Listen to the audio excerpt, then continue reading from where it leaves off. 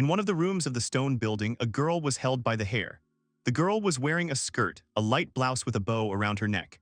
The girl's face turned red, and with tears in her eyes, she asked what was the reason for doing this to her. One of the two girls was holding a girl in a blouse by the hair, the other was holding a stick. They laughed and called names to a girl in a blouse with a bow around her neck. Two girls laughed at the third. They said through their laughter that this was the only thing a lady from the Hybel family was capable of. The girl with the bow on her neck was crying and thought that maybe someone would already help her. Another girl with her hair in ponytails came up to them. She was laughing angrily and holding a bucket of water in her hands. A few more girls were standing behind.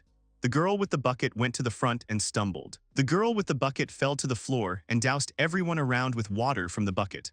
The girl with the bow on her neck looked away in fright. The surrounding girls began to scold the girl with tails on her head because of the spilled bucket. The girl who had been crying earlier pulled away and watched what was happening with surprise on her face. The next moment, one of the mops seemed to come to life and began to strike at the girls around her. One of the girls had a mop in her mouth. The girls began to fall to the ground and scream in pain. The girl with the bow on her neck looked at them in fright. One girl had a bucket on her head, the second had a rag in her mouth, and the third had her clothes torn to shreds. A girl with a bow on her neck looked in front of her. A girl with torn clothes stood in front of her and said that she was really sleeping now. The girl's hair with a bow on her neck began to develop. She noticed a strange glow and turned to the open window. A window was open behind the girl, behind which the city could be seen. Not far from the window there was a large tree, on the branches of which stood a black dragon and looked at a girl with a bow around her neck. The girl thought that she wondered who had done all this. The girl was smiling broadly and holding a black dragon in her arms. The second girl looked slyly in front of her. Gloves were on her hands. The third girl looked viciously in front of her. She had a mop stick in her hands. Events are being moved back a year. The girl with the bow on her neck was named Charlotte. She was walking around the territory with a white dog.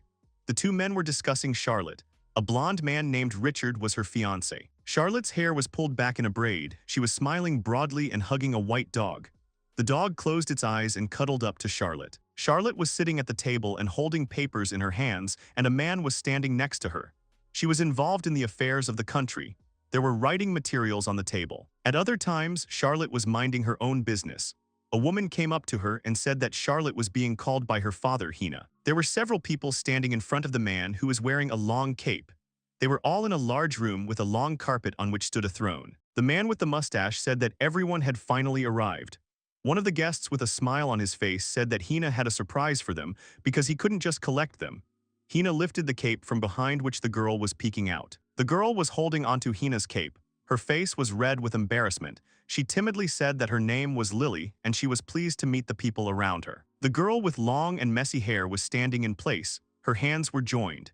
Hina said that he apologizes to others for bringing them all together, but this girl is the daughter of his younger brother. The man with the mustache closed his eyes and began to tell that a thief had broken into the girl's house, and as a result he left her without parents. Charlotte imagined the girl sitting against the wall with her head down.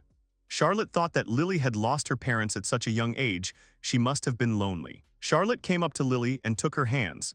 Then she said that she was sure that Lily had been having a hard time all this time. Charlotte approached Lily's face and said that if Lily needed anything, she could contact Charlotte and from now on they would live happily together. Lily, with a smile on her face and tears, said that she agreed with Charlotte. All the family members surrounded Lily and began to say that they were very glad that their family had become bigger today and they should celebrate this event. Lily's hair was very disheveled. After meeting Charlotte and the others, Lily's face was greatly distorted. She began to smile broadly and maliciously. The two girls were in a room with high ceilings. Charlotte said it was her room, but now she's also Lily. This room is especially well lit by the sun. Lily looked around enthusiastically. Then she looked at Charlotte, who offered to show her the academy. The girls were walking through the academy grounds. They were dressed in academic uniforms. The other girls who studied at the same academy started discussing Lily's sudden appearance. The whole academy was discussing the beauty of Charlotte and Lily. Lily walked next to Charlotte and smiled broadly. Then they noticed a blonde girl carrying a stack of paper. Charlotte approached the girl with the papers and offered her help.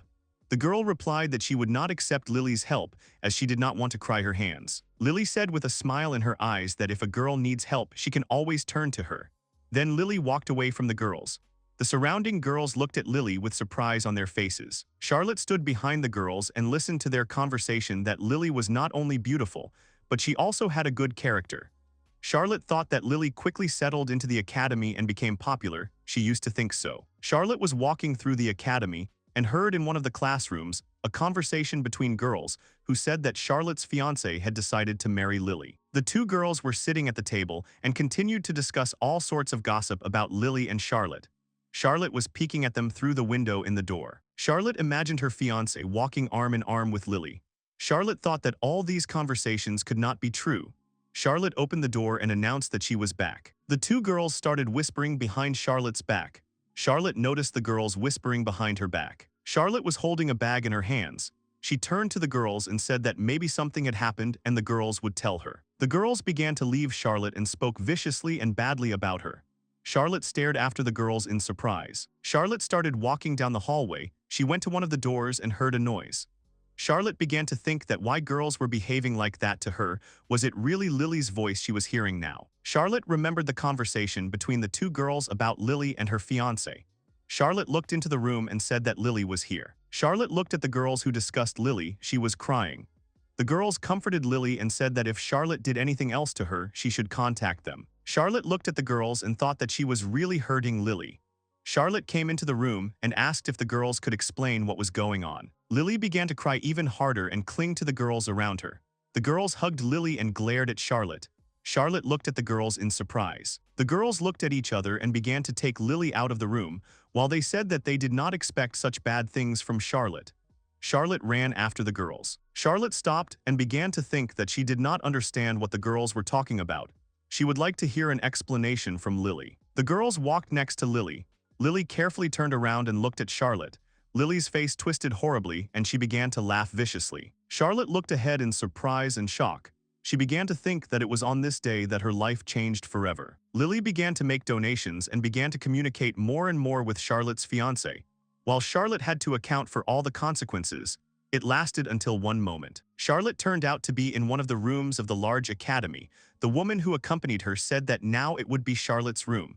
There was a torn curtain on the windows and cobwebs on the ceiling. Charlotte stared fearfully in front of her. She looked at the attendant and said that this gloomy room would really be hers now. The woman did not answer and slammed the door on the other side, thereby leaving Charlotte alone in a gloomy room. Charlotte stood in the middle of the room, which instantly turned dark. Charlotte opened the door and ran out of the room. She did not understand what could have happened to her room. There was a wreath of flowers hanging on the door of Charlotte's room. Charlotte was all red. She started to open the door with horror, saying in her head that she did not understand what was inside. Charlotte began to look around the whole room. She began to think that where had the portrait of her mother gone? She did not have such a gorgeous bed. And also a chandelier appeared here. Charlotte was standing in front of Lily. Lily asked Charlotte why she was here. Charlotte started screaming that Lily had to explain everything to her. Lily, in turn, began to smile maliciously. The next moment, Lily started screaming loudly. At Lily's sharp cry, Charlotte jumped up in fright. Lily put her hands to her face, and footsteps began to be heard in the hallway. One of Charlotte's brothers comes into the room and asks what happened here. Lily hugged him and said that Charlotte came to her room and started yelling at her. Charlotte's brother started shouting angrily that this was Lily's room now, and Charlotte had to leave immediately. Charlotte started to say in fright that she just wanted to know why her room had changed. The brothers started saying how much more Charlotte had to make Lily suffer. The guys started pointing the finger at Charlotte and saying that they all know how Charlotte bullied Lily. Charlotte jumped back in surprise. Lily was in tears, and she started snuggling up to one of Charlotte's brothers. Charlotte's eyes reflected the disapproving glances of her brothers. One of the brothers raised his hand and said that Charlotte should leave this room immediately. Charlotte covered her face with her hands and started running. Lily stood surrounded by her brothers. She looked at Charlotte and smiled maliciously. Charlotte lay on the bed in her room and thought that when exactly Lily told others about these accusations, could she really have come up with all this herself? Charlotte remembered herself and her father. Then she began to think that even if she tried to justify herself, no one would listen to her. She could only rely on her father. There was a noise at Charlotte's door and she sat up on her bed. A woman came into the room with a tray with food on it. Charlotte looked at the tray in surprise and asked why it was there. The dark-haired girl began to smile maliciously and replied that now Charlotte would only eat in her room. Charlotte's eyes were filled with horror. The girl who was holding the tray pushed it into Charlotte's stomach. Charlotte did not expect such an act from the girl and pulled back. All the food that was on the tray fell on the floor in front of Charlotte and completely stained her high-heeled shoes. Charlotte collapsed to the ground next to the tray. The dark-haired girl started to leave and finally said that Charlotte had received her food properly, which was the last one for today. Tears began to appear in Charlotte's eyes. Then she began to scream that she was the daughter of the Hibble family. She had the right to eat with all members of her family on an equal footing, and in general she did not understand who could do this to her. The dark-haired girl turned around and angrily said that all the orders had been wrung out by Charlotte's fathers. Charlotte was sitting on the floor and a void appeared around her. Charlotte covered her head with her hands and many eyes appeared around her. Charlotte began to think that even her father had abandoned her and there was no one left with her. After a while, Charlotte ended up at the academy. She was walking down the corridor and everyone around her was watching her with disapproving eyes. Lily was hugging the girls and laughing. Charlotte was alone and stood aside. The girls who accompanied Lily noticed Charlotte and began to speak unflatteringly about her and take Lily aside. Lily turned to the side where Charlotte was standing. At first her face was calm, then in an instant it distorted into an evil smile. Lily put her hand to her face and said she gets scared when she's alone. The girls began to cheer Lily on. Charlotte stood aside and watched what was happening. The girls were at the end of the corridor. Charlotte opened her drawer with things that were all filled with water. They had deteriorated. Charlotte stood and looked at her locker. The girls started telling her that unless Charlotte's locker smells like a garbage chute, it's really disgusting. Charlotte took the bag and pulled all the things from the locker into this bag. Charlotte was holding a bag on the ground near the place where the garbage is thrown out. Someone was looking at Charlotte from the window, and the next moment Charlotte is wearing leaves with bugs and maggots. Charlotte gets very scared and starts screaming, then she fell to the ground and covered her head with her hands. Charlotte looked up at the window, from which she heard the laughter of Lily and several other girls. Charlotte thought she didn't understand why Lily was doing this to her. The girls from the academy were sitting in the dining room. Charlotte was sitting with everyone. The surrounding girls were discussing Charlotte. Charlotte's father was in the dining room, and he was also accompanied by a woman who was dressed all in black.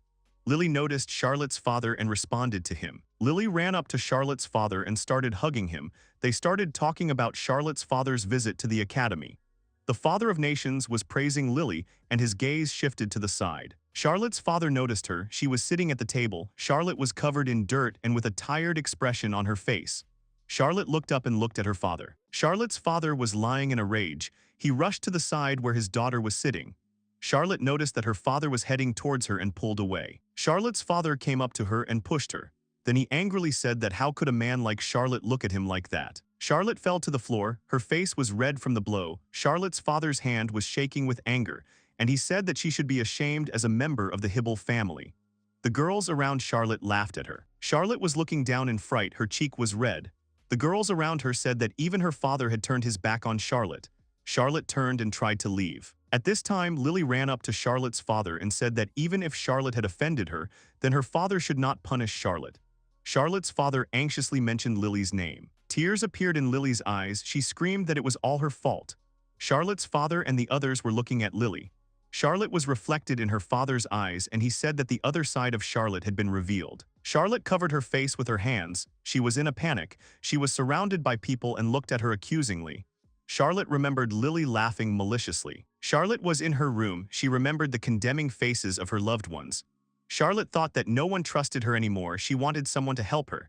The people were looking at a beautiful box. The next moment, Charlotte heard a rustle outside the window. She got up from the bed and stared thoughtfully out the window. Charlotte went outside. She began to inspect the area, and the next moment the bushes began to move. When Charlotte saw the bushes moving, she was scared. Charlotte's face turned red. She leaned her hand against her chest and tried to see what was in the bushes. Then Charlotte reached out to the bushes and lifted them up. From under a thick bush, the muzzle of a small dragon which had black scales looked at Charlotte. Charlotte opened her eyes wide. She stared in surprise at the unusual animal. Charlotte's hair was sticking out in all directions. Charlotte was sitting on her knees by the bush. She lifted one part of the bush and looked at the animal. Charlotte asked in surprise that she was wondering what his name was and who he was. The animal was looking at Charlotte. Charlotte and the animal ended up in her room. The animal was lying on the bed and looked at Charlotte warily. Charlotte held her hand at the animal's head and magic circles appeared in front of it. Charlotte put her hand on her chest and smiled. Then she said that if the animal was noticed, there would be a fuss. The animal could stay in her room at any time. Charlotte stroked the animal, which was sitting on a pillow, and said that she needed to come up with a name for it somehow. Charlotte put her finger to her face and thought about it, but she heard a noise outside the door. Charlotte began to cover the animal with a blanket. A dark-haired girl came into the room. She was holding a plate in her hand. Then she said that she had brought Charlotte food. Charlotte looked at the dark-haired girl and thanked her. Charlotte went up to the dark-haired girl and took a plate with liquid. Then she said that, and why didn't they bring a spoon? The dark-haired girl looked away from Charlotte and said that there was no need for a spoon, since Charlotte looked like a dog. Charlotte was very surprised to hear the words of the dark-haired girl. There was an animal hiding in the blanket behind Charlotte. It peeked out from under the blanket and watched the girls warily. The dark-haired girl turned to the door and said that did Charlotte really want to be treated like a noble? Did she really think that her crimes would go unpunished? The dark-haired girl shouted that she did not even want to enter this terrible room. The girl finished speaking and slammed the door with all her might. Charlotte held the plate in her hands and jerked at the noise of the door. After hearing everything from the dark-haired girl, Charlotte began to shake and tried her best to hold back the tears rolling in her eyes. Charlotte turned around and noticed a small animal peeking out from behind the blanket. Charlotte sat down on the bed next to the animal and said that he had to watch a pathetic sight, but that's okay, she was already used to such treatment. The shadow of the trees was falling on the window of Charlotte's room. She was sitting on the bed and began to say that previously there was a lot of sunlight in her room, but the sun's rays almost do not enter the current room. Charlotte pushed the plate towards the animal and said that he shouldn't worry, it was just vegetable soup.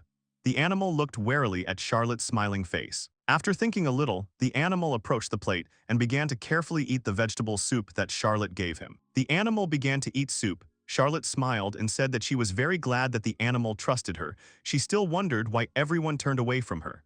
Hearing these words, the animal looked at Charlotte in surprise. Charlotte looked around her room and said that rumors began to spread quickly. No one believed her, not the residents of the mansion of the Inhumans from the academy. Charlotte imagined herself in the spotlight and surrounded by people who gradually began to move away from her. Then she went on to say that nothing like this had ever happened to her. She did not understand what she had done wrong. Charlotte began to shake. She saw the disapproving looks of people in front of her and said that she tried to find out everything from Lily, but she was completely overcome with fear. Charlotte wiped her eyes with her hand from tears. She began to say with a smile on her face that the animal probably did not even understand her. She apologized for having to listen to Charlotte. The animal was sitting on Charlotte's pillow and looking at her, then he got up from the pillow and walked over to her. The animal began to fawn over Charlotte. She raised her hand in surprise. Charlotte had tears on her face. She hugged the animal and with a smile on her face said that the animal really decided to comfort her. She was grateful to him for that. Only the animal did not leave her. Charlotte stroked the animal's head. He closed his eyes with pleasure. Zvery opened his eyes. His gaze was full of determination. He thought that all Charlotte's words were very clear to her. At this time, the animal began to remember how many people crowded on the platform. Several men in uniform began to inspect the car. The guys who were standing on the platform started saying that it seems the train hit a high school student. One of the guys was filming everything on camera. A dark-haired young man was lying on the rails under the train carriage.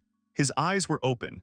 The animal thought that he understood Charlotte since he used to be a human. The young man thought that he should have died in that collision, but he woke up in the body of a little chimera, and then he realized that he had been reborn in another world. The chimera was in the territory among other unusual animals. The boy recalled that for the sake of survival he had to fight with hostile people and animals, but one day he was attacked and wounded by a monster. The boy in the chimera's body screamed in pain. The chimera fell from a high cliff. He landed on the bushes. The wounded guy in the body of a chimera sat under the bushes and thought that he would really die in this world. After a while, bushes opened up in front of the guy in the body of the chimera. He looked in front of him and saw Charlotte. The guy in the body of the little chimera stared in surprise in front of him. His mouth was slightly open. He wondered if an angel had appeared in front of him now. Charlotte held the chimera on her lap and hugged him. At that time, he thought that Charlotte was his savior, and he wanted to repay her for this kindness. The windows in the brick building were darkened. The guy in the chimera's body thought that a lot had happened to Charlotte. He wanted to try to solve her problems as a thank you. Charlotte started to change clothes. The chimera turned away. Charlotte stroked the chimera's head and said that he should not leave the room. He just had to wait for his return. The door to Charlotte's room slammed shut. The guy in the body of the little chimera tensed up and thought that now was the time to activate the invisibility ability. The chimera opened its wings and thought that with this ability, he could be invisible to everyone, but he could be touched. If not for this ability, he would have been defeated long ago. The guy in the chimera's body remembered Charlotte and thought that he needed to get out of the room to understand why Charlotte was being treated like this. The chimera jumped on the door handle and opened it. The girl with the mop in her hands began to look around in all directions. The guy in the body of a chimera began to move around the academy. The guy in the body of a chimera opened his mouth in surprise and thought that this was really a gorgeous mansion. He found himself in a large room that was being cleaned by several people. The guy in the body of the chimera noticed the dark-haired girl who brought food yesterday. Another girl was whispering viciously in her ear. Charlotte was coming down the stairs carrying a bag. Two girls were standing behind her and discussing something. The guy in the chimera's body noticed Charlotte. The girls looked at each other and started laughing. A dark-haired girl walked up to the carpet that was laid on the stairs. The chimera guy was watching what was happening. A dark-haired girl was holding a carpet in her hands, and Charlotte was walking down the stairs. The chimera guy was looking at them. The girl began to smile maliciously. The guy in the body of a chimera thought that the girl really wants to dare the carpet, and at the same moment he pulls the carpet towards himself. Charlotte's leg is giving way. Charlotte fell onto the stairs and began to roll down them, screaming. The chimera guy was looking at what was happening in fright. Charlotte manages to grab the railing of the stairs at the last moment. She was holding onto the railing and looking down at the stairs, shaking all over with fear. The chimera guy rushed towards Charlotte out of fright. Charlotte held on to the railing with her hand, and she put her other hand on the steps. She was scared. The chimera guy stopped near Charlotte and thought that everything ended well and Charlotte was not injured. The chimera guy looked at the girls. They laughed and said that they were sorry because they wanted to clean the carpet and did not notice Charlotte passing by. Charlotte looked at the girls who were standing at the top of the stairs and discussing her. The chimera guy looked at the girls and thought that unless they would sincerely apologize with such a smile on their face, they deliberately did this to Charlotte. The girls looked around and said they were done with mopping the floors, now they have to do the laundry. The chimera guy was watching them from the side. A lot of girls in maid costumes were running around the room. They were discussing that Lily would be back soon and everything should be cleaned up by her arrival. The dark-haired girl's name was Kelly, and all the girls began not to praise her for the case of the carpet and Charlotte. Kelly began to change and discuss Charlotte in a bad context. The chimera guy decided to find out why Kelly treats Charlotte so badly. The chimera guy looked at Kelly, then he activated his status assessment ability. The chimera guy thought that thanks to this skill, he managed to live in the forest for so long. The chimera guy looked at Kelly, her characteristics appeared. She had the 5th level, was the Duke's maid, she was ungrateful and also a traitor. The chimera guy looked at the laughing girls. The chimera guy looked at the girls. Tables with their characteristics appeared above their heads. He thought that all the girls were ungrateful. It turns out that all the girls were villains, not Charlotte. The chimera guy looked away. One of the girls took out Charlotte's underwear and started mocking him. The girls started throwing Charlotte's underwear all over the room. The chimera guy looked at the girls and didn't understand why the girls were acting like children. Kelly picked up Charlotte's underwear and put it over a bucket of dirty water. There was a dirty mop in the bucket. Kelly held the laundry over the bucket and said that Charlotte could walk around in dirty laundry. The chimera guy watched in horror. The chimera guy was looking at Kelly. He rushed towards her. Kelly almost dropped Charlotte's laundry into a bucket of dirty water. The chimera guy crashed into Kelly's back at all speeds. Kelly started screaming from fright. She fell on another girl, and a bucket of dirty water tipped over. A bucket of dirty water overturned. The girls were holding boxes of dishes in their hands. They started screaming from fright. Kelly started screaming that she needed to get rid of the spider that appeared. She was standing over a wooden shelf with a vase on it, and the vase started to wobble. The vase fell off the shelf. It fell flat on Kelly. Kelly fell with the vase shattered. The surrounding girls screamed in fear and surprise. The chimera guy was watching the girls. They were all lying on the floor. They were all full of dirt and dust. Garbage and broken dishes were scattered everywhere. The girls were covered in mud, coughing and complaining of pain. One of the girls was upside down and her head was in a bucket. The girl who had her head in the bucket, it was Kelly. She was covered in mud. The girl next to her said that Kelly stinks. The chimera guy left the room and the girls who were there were crying. The chimera guy looked at the girls and laughed. He thought that at least this way they might understand what Charlotte was like. After that he feels the best of all. The chimera guy opened his wings. He closed his eyes and thought a little. After a while he opened his eyes as an idea dawned on him. The chimera guy looked at the girls and thought that it was all karma. He intends to punish everyone who offended Charlotte. Several girls were lying on the floor in different positions and moaning in pain. He thought about it and imagined Charlotte's crying face. The chimera guy was flying around the room, then he heard a voice that he had raised his level. This surprised him very much. A table with characteristics appeared in front of him. His name was CEO. He possessed the 13th level. He really raised his level. The CEO thought that karma was raising his level, but what kind of voice he heard, he would deal with it later. The CEO looked at the girls and thought that if he punished the people who offended Charlotte, then would he really raise his level. An older woman came into the room and started yelling at the girls. An older woman began giving orders to the girls to clean up everything before Lily arrived. The CEO thought he needed to find out who Lily was. The girls rushed out into the street. The CEO followed them. CEO found himself in the courtyard. There were several columns of girls. There were servants and girls who got engaged at the academy. The girls began to discuss Lily, who appeared on the horizon. Lily walked forward and the other girls began to bow to her. The CEO watched suspiciously. All the girls looked at Lily and admired her. The CEO stood behind and began to make his way through the crowd to see what Lily looked like. CEO saw Lily, his mouth hanging open in surprise. Lily was standing there smiling and there was a faint shimmer coming from her. Lily walked next to the girls. They looked at each other and laughed. The CEO thought that Lily looks normal and why is she being praised so much? They say that Charlotte offends Lily, but Lily looks very confident. The CEO began to look at Lily carefully. He decided to activate his ability and check her characteristics and status. An unusual flicker formed over Lily. When the CEO noticed this, he opened his mouth in very strong surprise. He did not understand what it could mean. The CEO looked at Lily, and a large chart with characteristics appeared above her. The CEO thought that Lily had too many evil titles. I sat down and read the characteristics and thought that Lily was worse than all the girls around her put together. She was ready to go to great lengths for the sake of power. For this, she dealt with her parents. Lily walked and smiled at the girls. CEO looked at the inscriptions and thought that Lily was behaving so simply, but she was such a villain. He did not understand what the essence of the skill meant: bound power. Lily also had the skill of commanding feelings. It allowed her to control likes and dislikes. With the help of this skill, she attracts people to herself. But this is not a charm, since for others it is not displayed in the characteristics. The surrounding girls looked at Lily with admiration.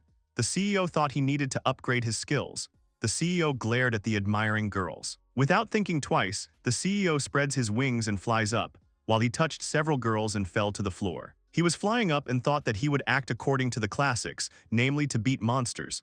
There were mountains and forests around CEO. CEO flew through the sky and looked around. He noticed several white animals on the ground.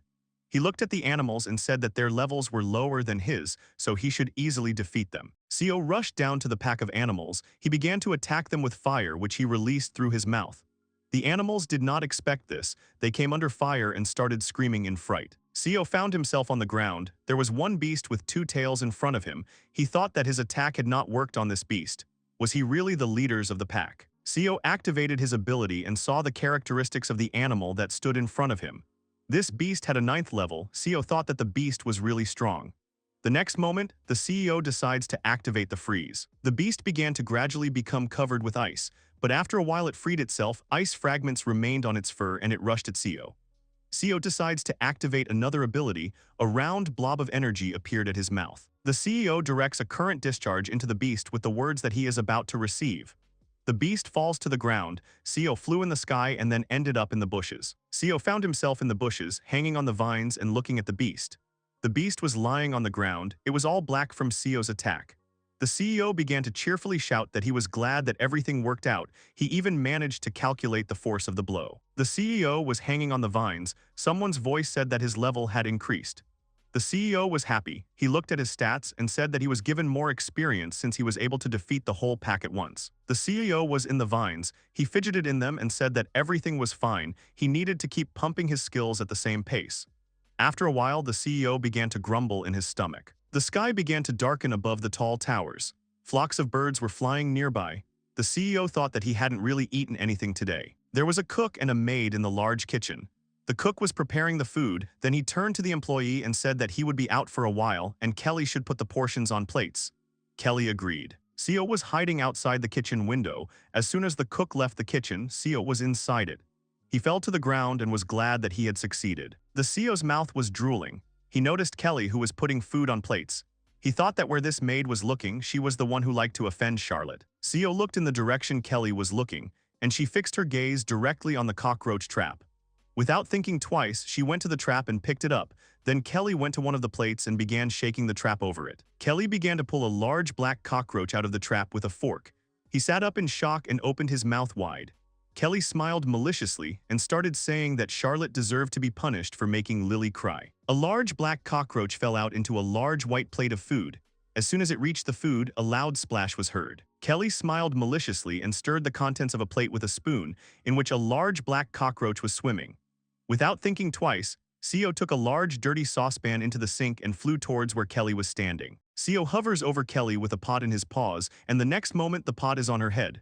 She got scared and started screaming. CEO got angry, he started flying around Kelly and shouting that she should remember his result of today's leveling. CEO started attacking the pot with fire magic, while the pot was on Kelly's head. At the last one, the CEO does a somersault in the air and hits the bottom of the pan with his tail, which was on Kelly's head.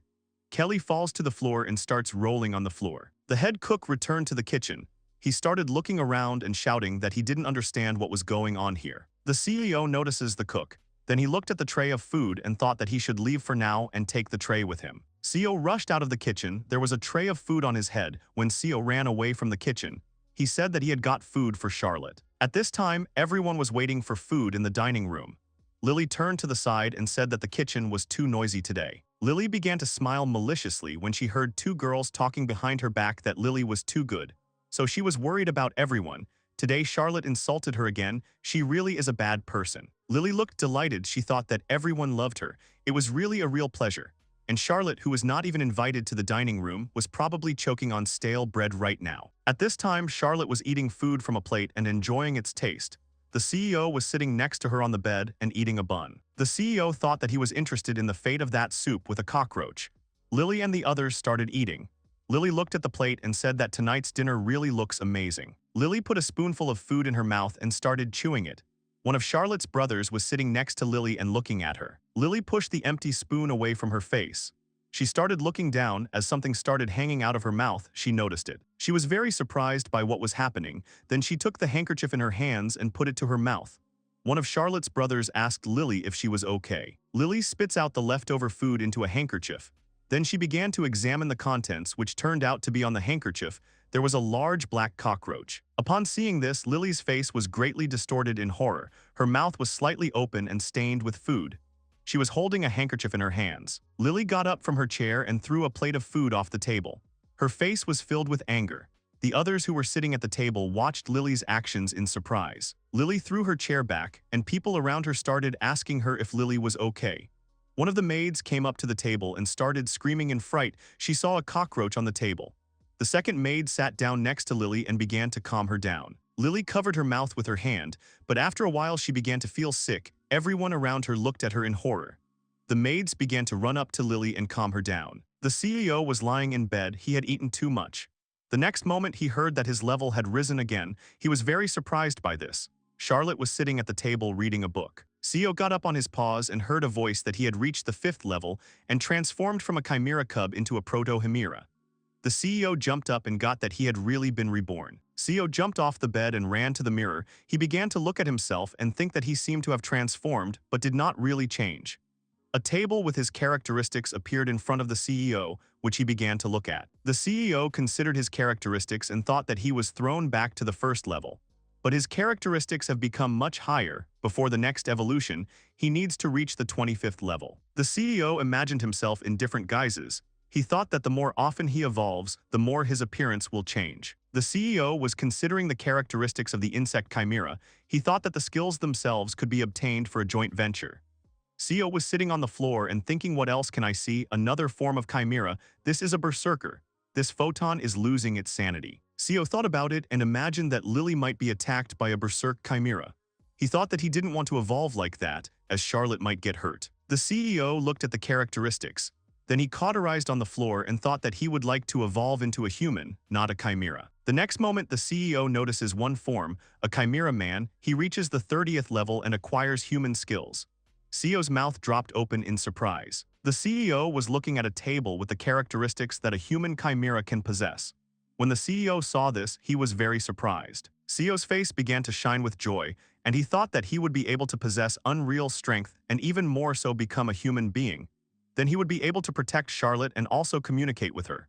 CEO only needs to get the skill of humanism. The CEO began to look at the table in order to find out how many joint ventures it would take to become a chemical man. Then the CEO starts shouting that he really would need 15,000 joint ventures for this. The CEO completely lay down on the floor. He got upset and said that how much would he need to save up such a number of joint ventures. CEO and Charlotte turned to the wooden door. They both heard someone approaching Charlotte's room outside the door. Charlotte ran up to the CEO and said that he needed to hide urgently. Charlotte took a blanket and covered the CEO with her head. The CEO did not like this situation. Her older brother came into Charlotte's room. He was wearing a uniform, and several strands of his hair hung down over his face. Charlotte stood in front of her brother and asked him why he had come to her room. Charlotte's brother angrily replied that he had no strong desire to stay in the room of a villainess like her. The CEO looked out from under the blanket and thought with displeasure that, well, then the older brother should immediately leave Charlotte's room. The older brother looked at Charlotte's desk and said that it was really the documents of the school board. Charlotte looked at the table and said with a smile on her face that this is what they are, she has to finish with them by tomorrow. Charlotte's brother raised his hand and looked away from her. Then he said with displeasure that Charlotte really continues to pretend to be an excellent student until she already understands that no one needs her. Sio's face became gloomy and angry. He thought that a hardworking girl like Charlotte has such an ungrateful brother. He probably thinks that he is a wonderful person. The CEO activated his ability and began to consider the characteristics of Charlotte and her older brother. The CEO thought that Charlotte was compared to her brother. A magnificent man is her older brother in charge of her talents. Charlotte's brother pointed his finger at the table and said that Charlotte should immediately give him this music box, which she had inherited from her mother. Charlotte, as soon as she heard his words, was very scared. The box was on the table next to the writing materials. Her face turned red. She opened her mouth and said plaintively that this box belonged to her. My brother held his hand in front of Charlotte and said that this information was not important to him. Lily needed this box. Maybe Charlotte wants to hear what happened to His Highness in the end. Charlotte's face was all red. She looked at her brother and nervously said that she did not understand what her brother meant by that. Charlotte's brother's face was badly distorted. He got angry and started shouting that Charlotte should shut up. She couldn't keep her fiancé close and he got close to Lily. Because of this, she should give him her jewelry box. Charlotte's face was red and beads of sweat appeared on it, and she replied that her brother was saying something incoherent. The CEO peeked out from under the blanket and looked at the guys with displeasure. CEO's face contorted, and he imagined Charlotte's older brother handing Lily her jewelry box, which she had inherited from her mother. The CEO thought that why such a bad person like Lily even exists. Charlotte's brother went to the table to pick up her jewelry box. Charlotte took his hand and tried to stop him. She said he could take anything but not the jewelry box. Her brother held out his hand in front of Charlotte and viciously said that she should not touch him. Charlotte pulled back. Her brother was pointing his hand at her, in which magical energy began to accumulate. The CEO rushed forward. He opened his mouth and shouted that Charlotte should be careful. Charlotte's brother released a burst of energy into her. Charlotte covered herself with her hands and squeezed her eyes shut. The CEO crashed into the wall behind Charlotte. Charlotte held her hands in front of her face. She opened her eyes a little and thought that maybe nothing had hit her. Then she thought, startled, that she had heard the sound of a fall behind her. Charlotte turned around abruptly. She started shouting that it was really the CEO who had fallen. Charlotte's brother watched her actions in surprise. CEO used the invisibility skill. He kept holding onto the wall he crashed into. Charlotte sat down and started calling for the CEO. She couldn't find him. Charlotte's brother stood aside and did not understand what Charlotte was doing now. CEO began to gradually slide down. His blood stained the wall. CEO wondered if Charlotte's brother really wanted to cast such a powerful spell on his sister. CEO's eyes filled with anger. He opened his toothy mouth with the words that Charlotte's brother is a rare bad person. The next moment, CEO bites Charlotte's brother in the groin area, causing the brother to start screaming. Charlotte stared at her brother, writhing in pain. He jumped on the spot. The CEO began to close his jaw more and more. He thought that he was ready to eat Charlotte's brother. The CEO did not let go of Charlotte's brother. In addition to everything, he activated the Infinite Thunder ability, thereby releasing a current discharge into Charlotte's brother. Charlotte started screaming in fear as she watched what was happening. Liquids were leaking out of Charlotte's brother's nose and eyes, and he himself was all black from the discharge of the current, as well as smoke was coming from his mouth and bald head. The CEO spread his wings and flew off to the side where Charlotte was standing. She pulled back in fright when she saw her older brother's condition. Charlotte hovered over her brother and asked how he was feeling. He should stay put, as she intended to bring people here. Black smoke was coming out of Charlotte's brother's mouth. He did not answer her. Charlotte ran out of the room and started calling for help. The CEO puffed out his cheeks and thought that Charlotte shouldn't do this. After a while, several maids came to Charlotte's room to look at her brother's condition. The girls hovered over Charlotte's brother, who was all charred and lay motionless. The girls decided to move Charlotte's boret to the infirmary. Charlotte nervously said that she would go with them and try to heal him with her magic. One of the girls pushed Charlotte and said that she should step aside and not interfere with them. Charlotte opened her mouth slightly from the blow and stepped aside. Charlotte stared at the wooden door closing in front of her. She folded her arms and said she was worried about her brother. The CEO looked at her and tearfully thought that Charlotte, after all that had happened, had enough sympathy. CEO looked nervously in front of him and thought that he needed to accumulate SB as soon as possible and become strong in order to continue to protect Charlotte. The toothy white beast was attacked by CEO. CEO struck at it and the skin of the animal began to burn. It fell to the ground. The CEO opened his wings and soared in the air. Smoke came out of his mouth. And he said that everything was going as planned. Today he needed to earn as many points as possible. CEO looked at the defeated beasts that had 2 tails each. CEO hummed a tune and decided to go further into the thicket of the forest. CEO approached the rock in which the cave was located. He said that most likely there must be something interesting in the cave. CEO opened his wings and cautiously flew into the cave. In the mouth of the cave, CEO saw a chest. He was very surprised and gradually began to approach it. The chest was made of wood and metal and a keyhole was built into it. The CEO looked at the chest with excitement and wondered what could be hidden in this chest. The CEO kept his distance from the chest. Then hearts appeared in the CEO's eyes. He imagined a cartoon man standing next to the chest and a crystal appeared above his head. The CEO thought that maybe this is a treasure chest. As it happens in the game, this is every guy's dream. A moment later, the CEO found himself at the chest. He began kissing the chest and shouting that he really wanted to open the chest, as it was very interesting what was there. CEO leaned his paws against the keyhole that was on the chest and began to scratch it with his claws. Then he thought that if there were gems like that, then he would give them to Charlotte. After a moment, the chest begins to spin and throws CEO aside. He did not expect this and flew to the side, screaming a little. In the air, CEO turned around and landed on his 4 paws. He began to look at the chest warily, as he did not understand that this had just happened. The chest abruptly stopped in place. The CEO decides to activate his ability, and a table with characteristics appears next to the chest. It turned out to be a mimic monster that has the 8th level. Several paws burst out of the chest, and white eyes appeared. The CEO began to smile maliciously and look at the monster. Then he said that he intended to take everything that is inside this monster. The CEO flies up into the air with his paw outstretched. CEO heads towards the monster to strike at it, but it misses. The monster disappears from the CEO's view. Then the monster appears behind CEO's back and strikes at him. CEO is very surprised by the unexpected act of the monster. CEO from the monster's blow flies to the side with his back to the bottom and screams a little in pain. The monster turns away from the CEO. CEO is very angry. He hangs in the air and looks at the monster.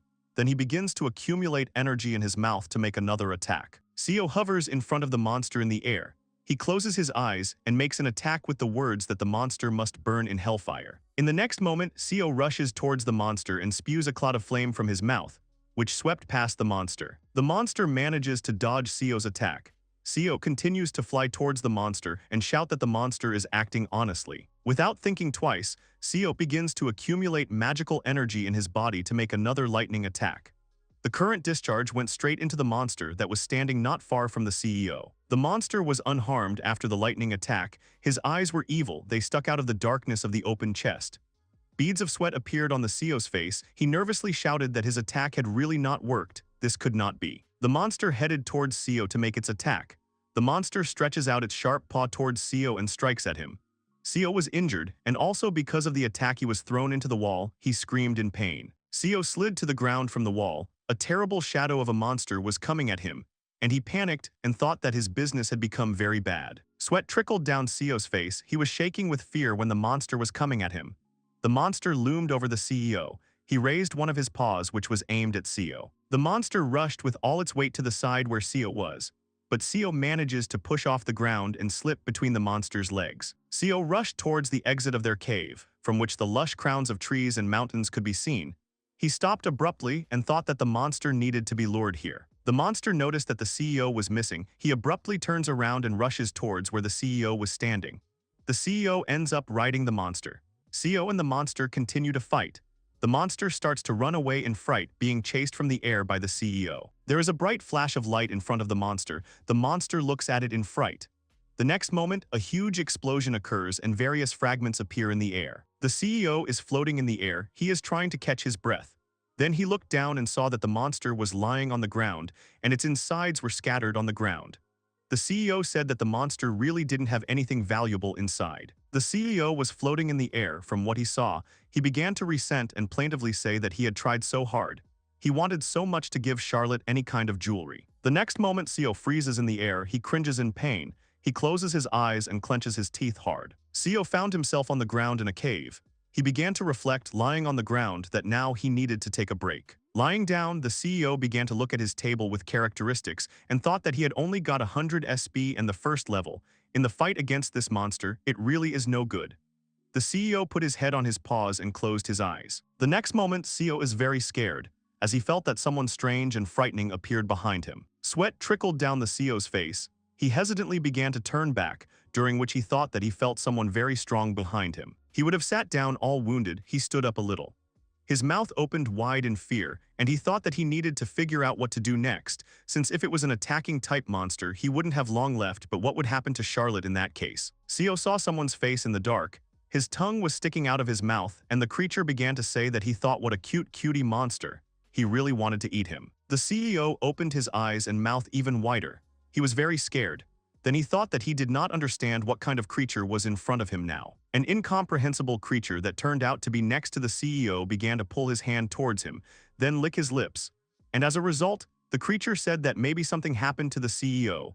Otherwise, he has such a surprised face now. Sweat was running down the CEO's face.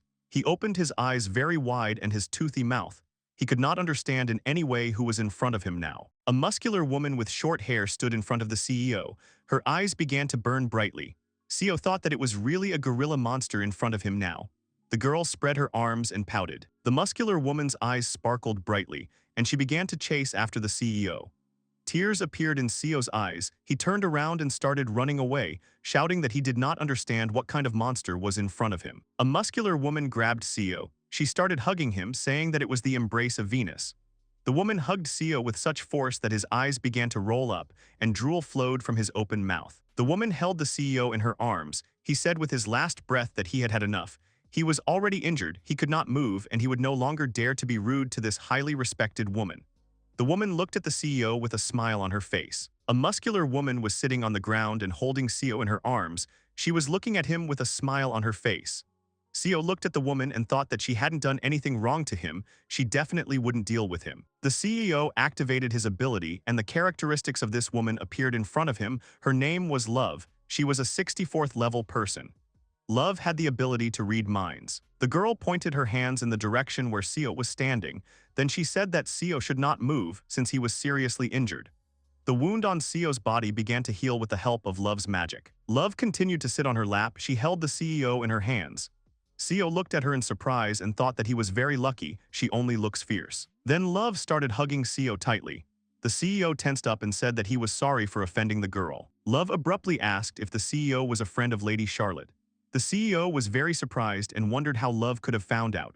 Love remembered CEO's scared face and said that in the cave he was thinking about Charlotte. She read his thoughts with the help of her skills. Love's face turned red. She closed her eyes and pouted her lips. Then she said her name was Love and she was a cardinal of the church. The CEO was very surprised by the words about the cardinal. Love introduced several praying people and said that the cardinal is the highest clergyman in their parish. Their religion is based on faith in God, and she is quite a great person in the church hierarchy. Love held the CEO in her arms and with a smile on her face said that if the CEO could tell how Charlotte was doing, Love was wondering how she was feeling. CEO looked thoughtfully at Love's smiling face and thought that he needed to tell the truth, since Love did not look like a villain at all, only she was a little strange. The CEO opened his toothy mouth and started telling Love everything. The CEO stood on the ground and told Love everything. She sat on the ground in front of the CEO. The guys looked at the sky through the crowns of fluffy trees. Clouds were floating across the sky. Then Love said that something like this had really happened, which was told by the CEO. Love closed her eyes and said that she would like to protect Charlotte, but it was problematic for her. The CEO was surprised by Love's words. Love began to tell that an agreement had been made between the church and the royal court not to interfere in each other's affairs. Her selfish actions could disrupt the order in the country. The CEO sat next to him and agreed with Love's words. Love put her hand to her face and looked at CEO thoughtfully. The CEO was sitting in front of her with his head down. Love closed her eyes and sighed heavily. Then she said that Lady Charlotte is one of the devoted followers of the goddess religion. Love can't just leave Charlotte. Love started stroking CEO's head and said with a smile on her face that she would at least try to help CEO and Charlotte. A blush appeared on the CEO's face. He looked at Love enthusiastically and thought that she was really telling the truth. Seo walked up to Love and started hugging her, his tail. From joy, I was running in different directions. Love said with a smile on her face that this was really how the CEO thanked her. The guys were in the middle of the forest. The guys were among the thick trunks of trees. Love said that maybe the CEO wanted to accompany her to the city since she was walking through the woods and got lost. The CEO thought that of course he would accompany this lovely madam to the city. The next moment Seo was in Love's arms, she put his muzzle to her lips and said that she was grateful for his help. The CEO was very surprised by Love's action. A lot of people were walking along one of the wide streets of the city, and this building was surrounded by tall stone buildings. Love said they had arrived at the scene. Love was standing on the stone floor, she raised her arms, and the CEO was sitting on Love's shoulder. Love smiled and said that the CEO really saved her. The CEO became invisible and appeared in the air. His muzzle looked displeased. Love taught me how to blow kisses to the CEO and say that she sends the CEO a goodbye kiss. Sat hovering in the air, he looked thoughtfully to the side. At this time, Love said that why did the CEO start to shy away from her kisses? CEO was invisible, he spread his wings and headed forward. He thought he had not seen this building before. The CEO was floating in the air and watching the girls who were wearing the academy uniform. The CEO thought that the girls were wearing the same uniform that Charlotte was wearing. So this building is the academy where Charlotte studies. CEO flew next to the windows of the academy, where girls walked and laughed. CEO wondered if he would find Charlotte here if she was being bullied, then he would definitely step in and protect her. A strange picture was reflected in the CEO's eyes. A man loomed over a girl who was lying on the tiled floor in the hallway of the academy. The CEO stopped abruptly and began to peer out the window. The CEO was wondering what was going on down there. The girl was lying on the floor without moving. The girl who was lying on the floor was Charlotte. She was lying with her eyes closed.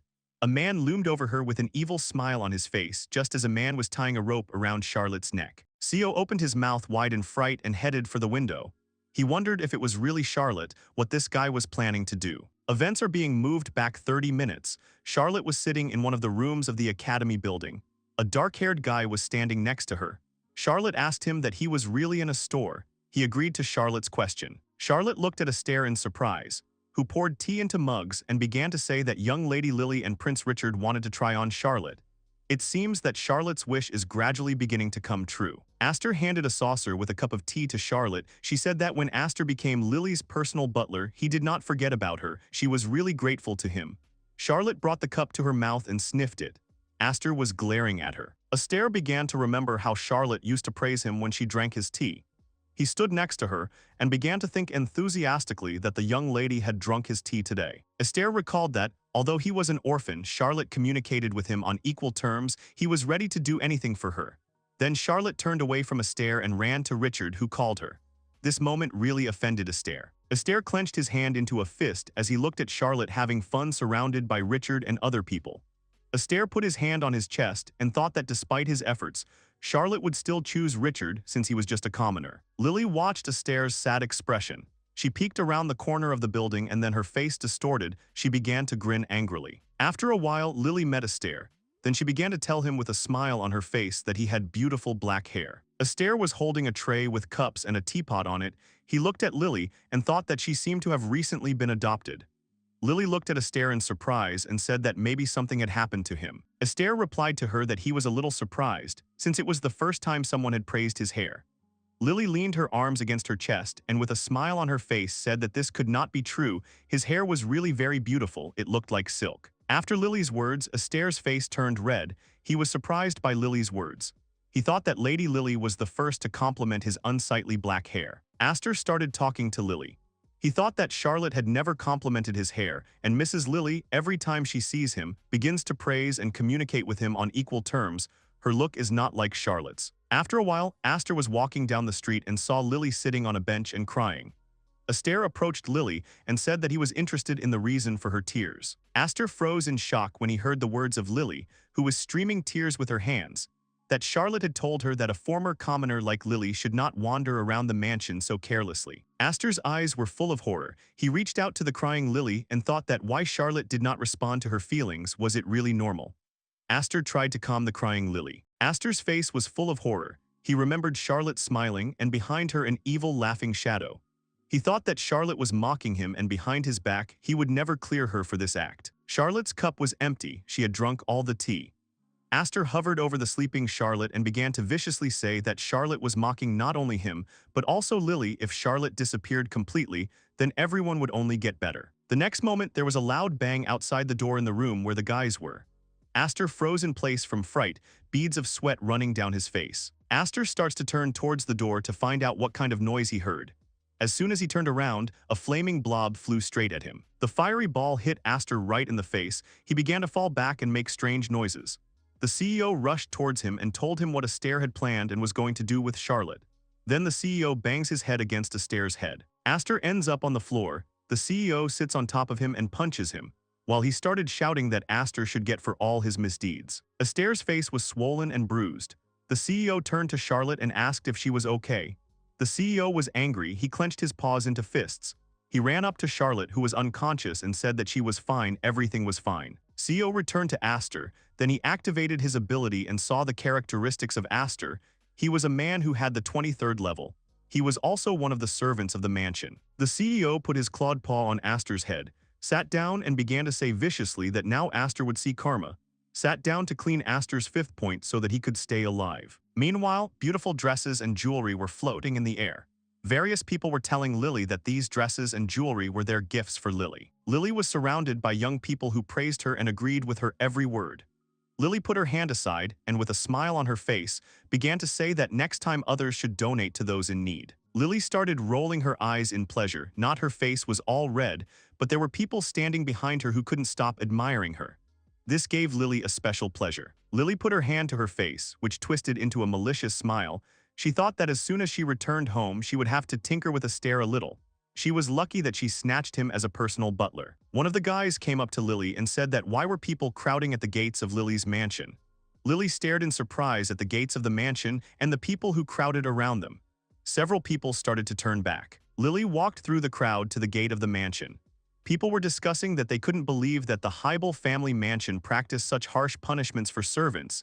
It was really terrible. Lily looked thoughtfully at the gate and did not understand what was going on here. The rays of light began to dazzle her. Lily lifted her head higher into the sunlight. Lily first saw a bouquet of flowers and then Aster's bruised and swollen face.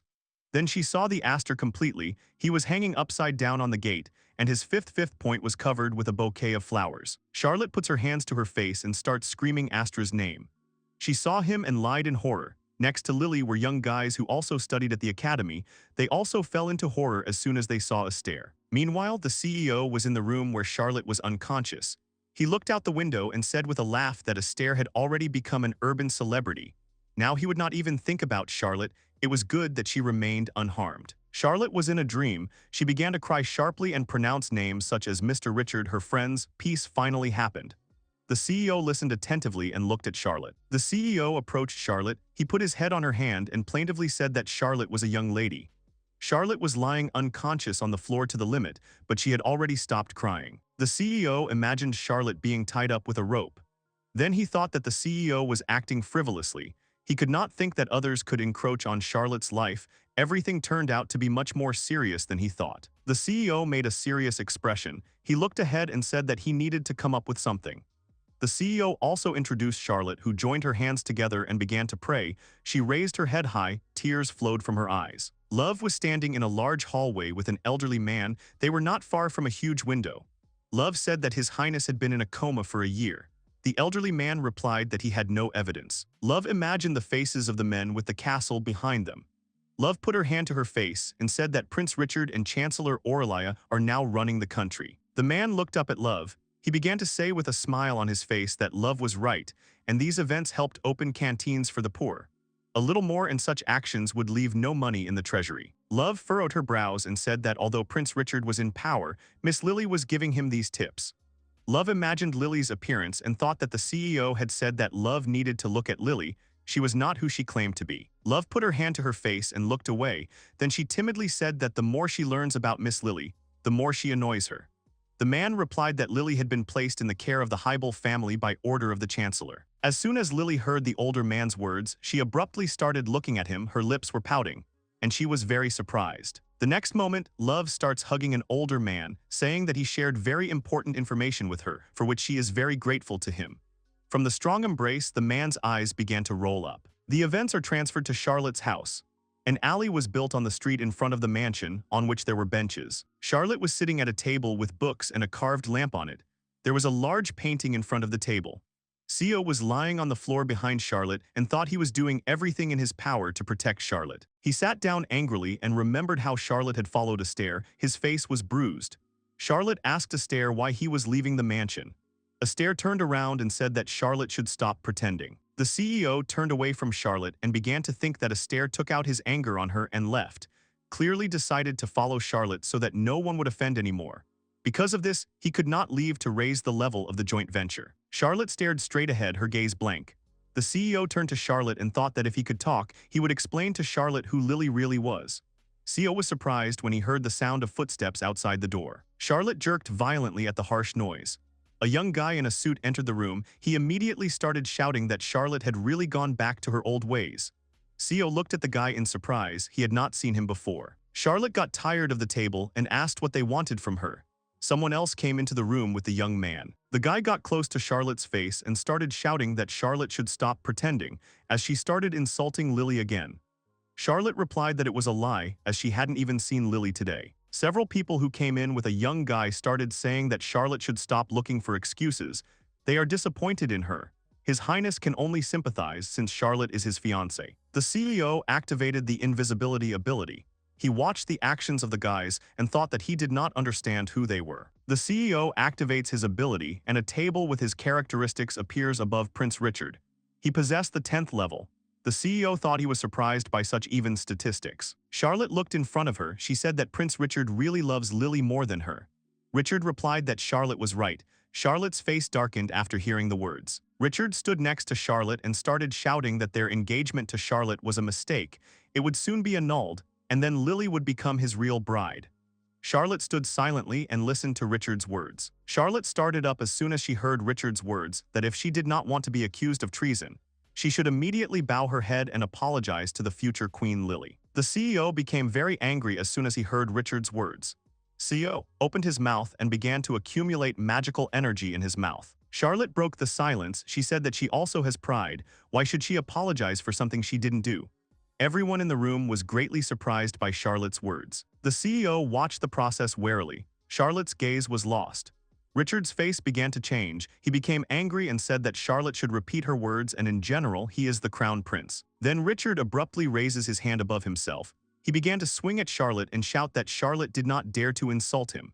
Richard grabs Charlotte by her uniform with his other hand, and Charlotte opens her mouth in fright. CEO joins his hands together and sticks his claws into Richard's 5th point with all his might. In surprise and pain, Richard spreads his arms to the sides, then he begins to writhe in pain. CEO then activates his ability and applies an electric shock to Richard. Sparks start coming from Richard. The guys accompanying him stand aside in fright and start shouting Richard's name. Charlotte stands still and doesn't move. The CEO is standing next to him and is happy about what happened. Richard's escorts took him by the arms and dragged him to the infirmary. The CEO turns around and walks away thinking that he didn't even try. Charlotte held her hands together and stood still. She broke the silence and said that what happened to Richard was done by the CEO. The CEO was surprised and started to turn to Charlotte. Charlotte went on to say that the case with her older brother, after all, was also his doing. She noticed that lately the people around her are often traumatized. Charlotte looked at the CEO. She continued to say that whatever the reason, the punishment is absenteeism. The CEO became nervous, he was embarrassed, and gradually began to move towards Charlotte. The CEO was a little scared when Charlotte came up to him and picked him up. He already squeezed his eyes shut. The CEO opened his eyes but did not look at Charlotte. Charlotte held the CEO in front of her and said that maybe what she was about to say might sound selfish on her part. The CEO looked timidly at Charlotte and waited for her to say next. Charlotte's face broke into a smile. She began to say that the happiness of the fact that the CEO protected her turns pain from suffering people. Tears began to appear on the CEO's face. The CEO started calling Charlotte. Charlotte put the CEO down on the floor and said that she would never meet a goddess like her. The CEO sat on the floor in surprise and looked at Charlotte. Charlotte ended up on the floor. She was not lying in duffel bags.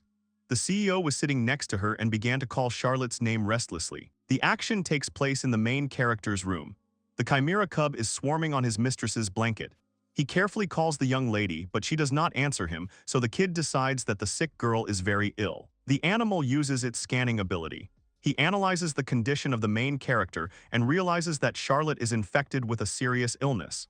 This disease is called Discal. It is a rare and slowly progressive disease similar to the flu. It is transmitted by airborne droplets or through saliva.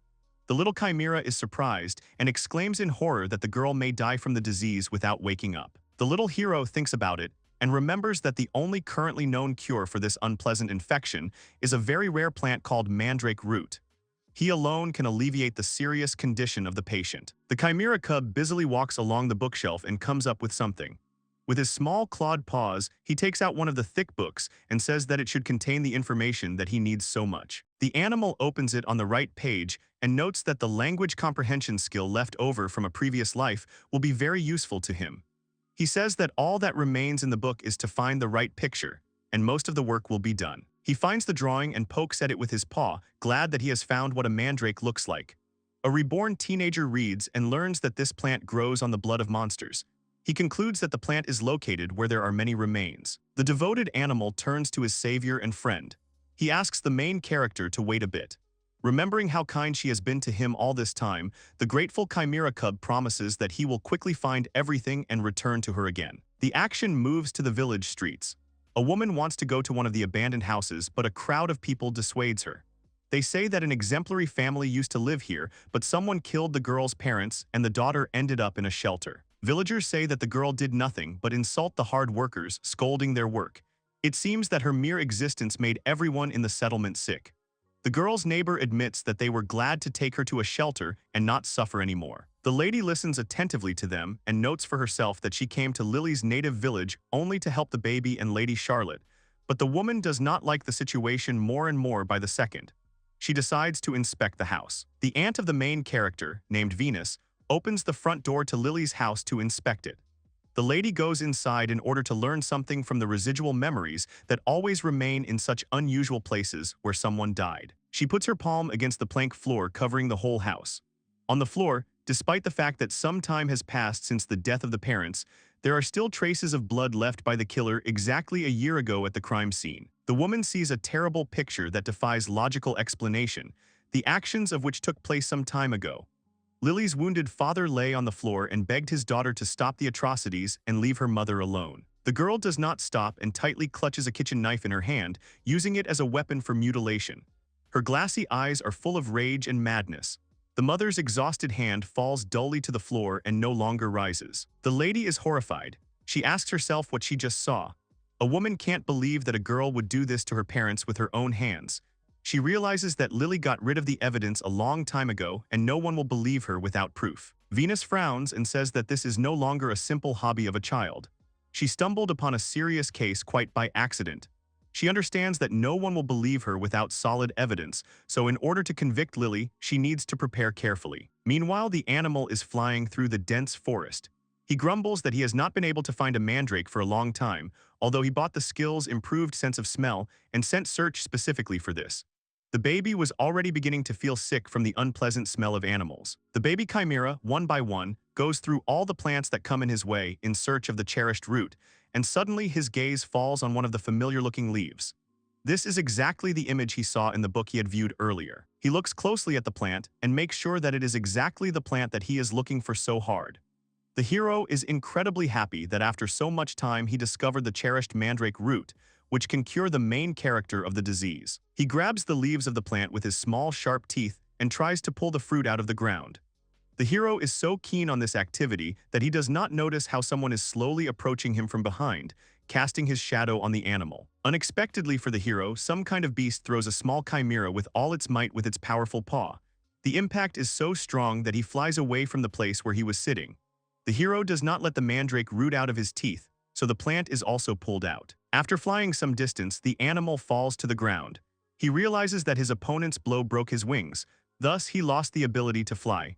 The beast, which looks like a saber-toothed bear with horns, is slowly approaching him. The chimera cub's eyes widen when he sees such a decisive attack, and he curses inwardly, asking himself if this unknown beast is really the keeper of this rare plant that the baby pulled out a couple of seconds ago. He scans the enemy and realizes that he belongs to the race of huge bears and has very good abilities and health. The kid grabs a mandrake root in his teeth and runs away from the bear with all his might, realizing that he will not be able to cope with him in a fight. Now the main goal for him is to deliver medicine to his mistress, which will help her recover as quickly as possible. He clenches the plant in his teeth with all his might and repeats to himself that he should never let go of the mandrake root, because he will most likely not find another one, or he will lose too much time and it will be too late. Meanwhile, the bear catches up with him and gives the fugitive a new, even stronger and more lashing blow. The little hero flies up into the air again from such a slap on the head. He realizes that he did not notice how he ended up on the edge of the cliff. The kid does not have time to slow down and by inertia flies off the cliff straight into a deep gorge. The brave cub spins in uncontrolled flight, falling in a stream of air and unable to soar into the sky due to previously injured wings. A huge bear is hovering on the edge of a cliff, watching as the animal flies rapidly down the cliff. He seems to have completed his task. The animal remembers Lady Charlotte and exclaims, mentally addressing her. He watches with indescribable horror the approaching rocks and the mountain river flowing at the very bottom of the gorge. The kid decides that he will fight to the end. Meanwhile, the action moves back to the shelter. The open window in the poor room of the main character makes plaintive creaks, swaying in the wind. The orphanage dislikes the girl so much that they gave her the worst room. Suddenly, a small bloody paw appears on the windowsill. The animal clings to him with its small and incredibly sharp claws. The baby's torso appears behind the paw. He grabs the wooden windowsill and, holding a mandrake root in his teeth, waddles into the main character's room. He slowly rearranges his legs but purposefully walks towards Lady Charlotte to help her. The brave animal proudly turns to the girl and, opening his swollen eyes, says that he has obtained a healing mandrake root for her. The kid, who has made such a difficult journey, looks around the room and is horrified. It's empty. He calls his mistress, but the girl's empty bed is straightened out.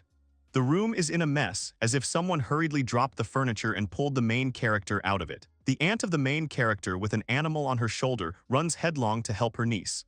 He and the hero imagine how a girl weighs on thorn branches and is mistreated by her. She urgently needs to be rescued. 3 days earlier, Charlotte, sick and exhausted by her illness, lies on the bed and breathes heavily, parting her parched lips. She groans and coughs all the time. The condition of the main character is clearly not the best. She opens her eyelids with difficulty and looks around the empty room with her eyes watering from the intense heat. She is very ill and needs someone who will constantly be on duty next to the girl. This is usually handled by a small CEO. The girl calls her ward, but no one responds to her voice. Charlotte gets up and sits on the bed. She starts coughing again. The girl addresses the chimera cub, calling him CEO, and says that they are alone in the room. The heroine asks why he became invisible in this case, but there is no answer. The girl calls the animal again, this time less confidently. Turning her head, Charlotte notices an open book on the floor. The main character is surprised that the book was left in this form near her bed. The girl looks at the open page with the interest that is only possible with her condition. The book turns out to be an encyclopedia of medicinal herbs. A puzzle is forming in the head of the main character, and she understands what her little friend is doing right now. The young lady vaguely remembers how the chimera cub studied book entries and ran around the room while the girl was lying in bed, in a semi-conscious state. She is very grateful to her friend for taking care of herself. Charlotte gets down from the bed and cautiously approaches the open book. She tremblingly smooths the corner of the book crumpled by the animal and is mentally touched by how strange this baby is. The main character replays in her head the moments when the chimera baby took care of her and brought delicious food to her room. He probably understood the position she was in, the girl thinks gratefully, who does not know such an attitude from anyone. Charlotte had noticed for a long time that the servants were secretly adding all sorts of rubbish to her food. The student council is also dumping all the dirty work on her. If the main character makes a mistake, she is immediately scolded and accused of all the sins of the world. However, despite all the hardships, Charlotte stubbornly told herself that you need to be a decent person and follow the voice of conscience. She believed that it was necessary to ignore evil and do good, but with the advent of Lily, her principles began to disappear. The main character shrinks into a ball, feeling humiliated and trampled. She is ashamed of her current condition and her relationship with others. These bitter thoughts only make her feel more and more painful every second. The girl's condition could be compared to an insensitive rag doll. In truth, she would have gladly turned into an insensitive toy, if not for one character who played a huge role in her current life. Without Seo, her existence would have lost all meaning. The main character was happy to see how the cute animal is angry at those who offend his girlfriend and patroness. During their acquaintance, the baby became her best friend and replaced the whole family. Charlotte sighs sadly, swallowing back tears. She was deeply touched by the kindness and care of the little chimera cub, realizing how much he had done for her. The main character turns towards the closed door and slightly puts out her hand. She makes a call, saying she wants to see the CEO. Instead of a small animal, a crowd of knights armed from head to toe breaks into the girl's room. They are clearly not in the most friendly way towards the main character and are not going to mess with her at all. The knights point their spears and pikes at her. The blade of one of the spears almost cut Charlotte, but she was able to recoil in time and avoid injury. They shout an order for her to stay put. They say that the girl betrayed her country. Charlotte looks at the knights with bewilderment and fear. The girl is trying to figure out why they broke into her place and what is going on. She asks them again in disbelief. Shouts are heard from everywhere, calling for the main character to be dealt with as soon as possible. The crowd of gawkers shouts that the girl is their enemy and represents evil itself. The onlookers crowding near the castle demand to tie her up as tightly as possible, thereby neutralizing the lady. Lily, watching this spectacle, claps her hand over her mouth and tries to make a sympathetic and noble expression on her face. She asks her sister how it happened. The girl says she has to tell her father about everything that happened. The hypocrite takes off and runs headlong down the corridor. The maid calls out to her, but she does not hear. She runs into one of the rooms and carefully closes the door behind her. A malicious smile slips across Mrs. Lily's face. She grins, grinning even more. The girl's face turns into a hideous grimace of triumph and malice. The insidious girl begins to laugh and rejoice that she managed to bring her idea to life. She remembers how she came to the fiancé of the main character, Richard, and lied to him that his beloved was cheating on him with another. He doesn't believe her at first. Lily manages to convince Prince Richard. She says that she personally was an unwitting witness to one of these scenes, during which Charlotte was not faithful to him. The young monarch curses and demands that the guards bring the main character to him so that he can look at the sinner with his own eyes. The traitor again makes an innocent appearance and asks the young man not to be cruel to the guilty young lady. He apologizes and replies that despite the fact that Lily asks him about it, the hero still will not be able to cope with the pain and forgive this woman who humiliated him as a man.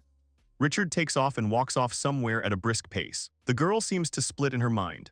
On the one hand, she regrets what happened and broadcasts it to everyone she sees. On the other hand, Lily mentally rejoices at how smoothly everything went and how easily it turned out to turn out the plan. The image of the main character appears in Lilia's head.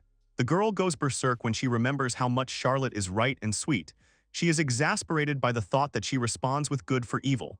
She's finished now, Lily decides. She remembers everything she stole from Charlotte. Astos, Rufus, and the prince are all good but useless, even though they managed to benefit from them in the end. Having stolen them from Charlotte, the girl wanted to shine. It's time for everything stolen to rot, she decides. Lilia wondered if she wasn't as kind and well-mannered as Charlotte, she wasn't destined to reach the top. The girl decided that she would not give up just like that. She once again remembered the main character and came to the conclusion that it was her fault. She also understood that there were no obstacles in her way. At this time, Charlotte, in tattered clothes, was shamefully taken out into the street in front of Lilia and the crowded townspeople. The girl laughed to herself and gloated over the main character. Lilia, who was making a terrible face again at the moment, laughed maliciously and cried out that now, when she got rid of her sister, she would really shine. The exhausted CEO kid barely climbs into the main character's room. He looks around and asks himself why the room is in such a mess.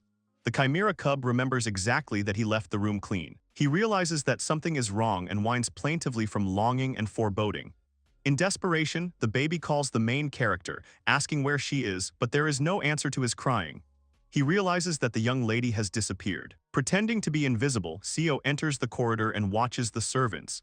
The maids are cleaning the mansion as usual. After analyzing this, the chimera cub comes to the conclusion that this is definitely not a robbery. He decides to test all hypotheses. The kid flies all over the mansion, even looks into the phaeton and onto the stairs, but he can't find his girlfriend in any way. He realizes that, being terminally ill and exhausted, Charlotte could hardly leave the room on her own. The animal thinks about it and remembers that during the search he has never seen other members of this family. Strangely enough, there were only servants in the house. He wonders if they've taken the main character somewhere. One thought comes to the little hero's head, and he decides to check if the girl can be outside the castle all this time. The devoted chimera cub does not know where the main character is or where she can be found, but understands that he has absolutely no time for unnecessary thoughts. The kid takes off. All he asks is for the young lady to hold on. The animal has been looking for its owner for 3 days and 3 nights. He endures bad weather and hardships, but he still cannot find the slightest hint of a trace of the missing Charlotte. Exhausted and desperate, the hero trudges along the paved road. During these 3 days, the kid returns to the deserted mansion a couple of times to check if Charlotte or at least someone from the family has turned up there, but only the servants still went there. This further strengthened the confidence that the girl was in trouble. The brave animal thinks about it and realizes that he wants to find out at all costs how the young lady is. He is saddened by the fact that he cannot even find her, and realizes that he will never be able to cope with this task alone. Having lost all hope of saving the main character, the chimera cub whines in despair and longing. He feels completely helpless and with tears in his eyes asks someone to help him in a difficult moment. At the same moment, as if hearing the hero's pleas, a female voice is heard from behind the chimera cub, who calls out to him, calling him a baby. The animal turns around in surprise at the familiar sound. A woman looms over him from behind, the same lady who is also the aunt of the main character, who broke into Lily's abandoned house, which used to belong to her deceased parents. A woman named Venus hugs the baby tightly, hugging him to her soft chest. The CEO would never confuse these familiar hugs with anything. The lady asks her friend what he is doing right in front of the church. The chimera cub asks in surprise what she means. The woman points her hand in the direction of the building, majestically towering above the rest of the houses, and replies that this church belongs to her. At the moment, it's not so important, she says. She turns to the baby and tells him in a loud, angry voice that she searched for him. She says she went to the mansion a bunch of times, but never once heard a single thought of the chimera cub. The kid looks up at the lady plaintively. His big eyes fill with bitter tears again. He sadly addresses the woman, calling her sister, since by her status she is a clergyman. She is surprised by this behavior of the baby and asks the helpless animal what happened to him. He replies that he will not be able to cope with the problem himself without her help. He says that he has not been able to find the young lady for 3 days, despite the fact that he is looking for her in all possible places where she might even be. The woman asks the baby to calm down and says that she has been looking for him all this time for this particular case. The lady looks at the CEO, who is comfortably ensconced in her arms.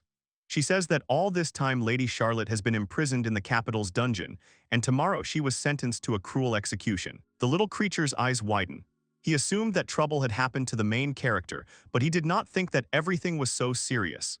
In the head of the reborn young man, the image of the unfortunate heroine, pierced by the peaks of evil guards, immediately arises. The Holy Sister says that she has been out of town for several days, so she only found out about this news herself 2 days ago.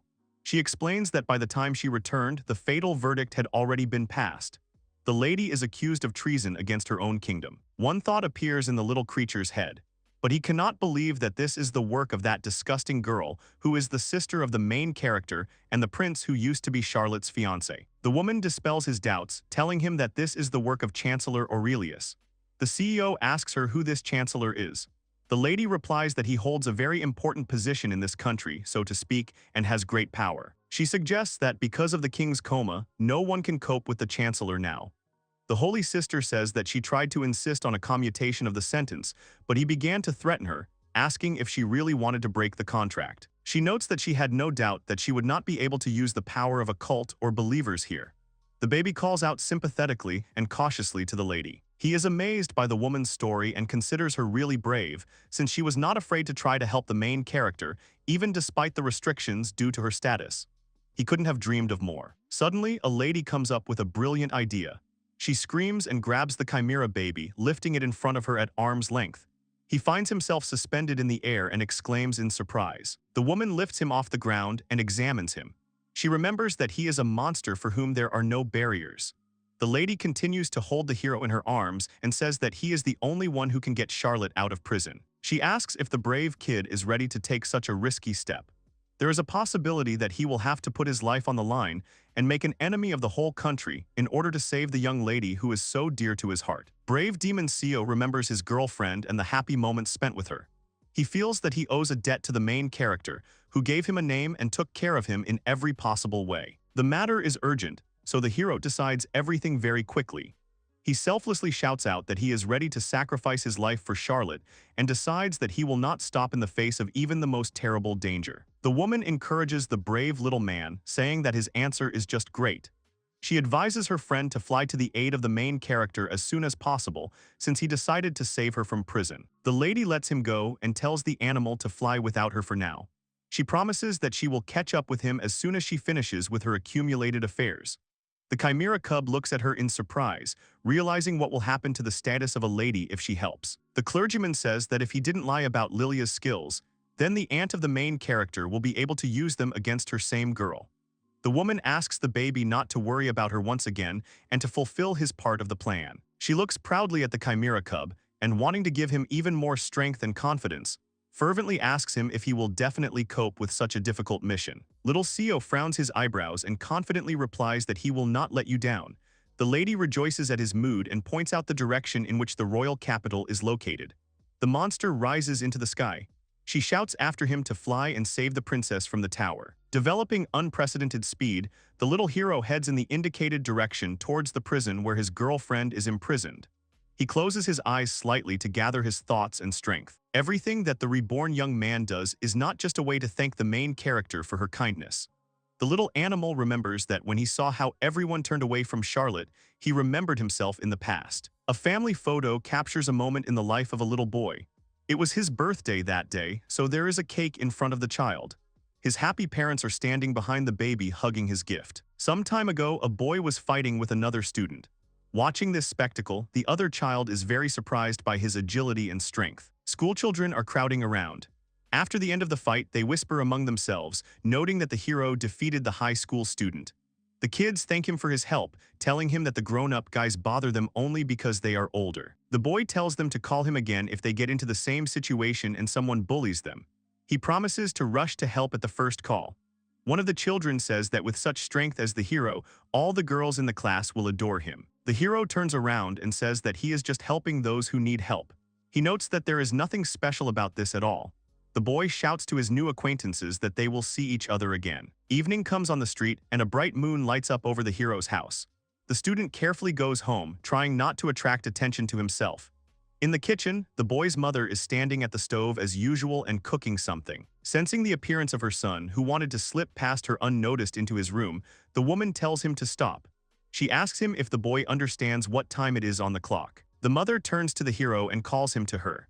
The child reluctantly and confusedly approaches his mother. He's shaking a little. The boy stops in front of the woman, looking down and feeling guilty for coming home late. Suddenly, he turns his head and notices a delicious dinner and a cake with candles on the table. The boy can't believe his eyes. Dad sneaks up behind the hero and congratulates him on his birthday. He hugs his son, and the boy feels that another creature is pressing against him from behind. Parents lean over their child and ask him who is late for his own birthday.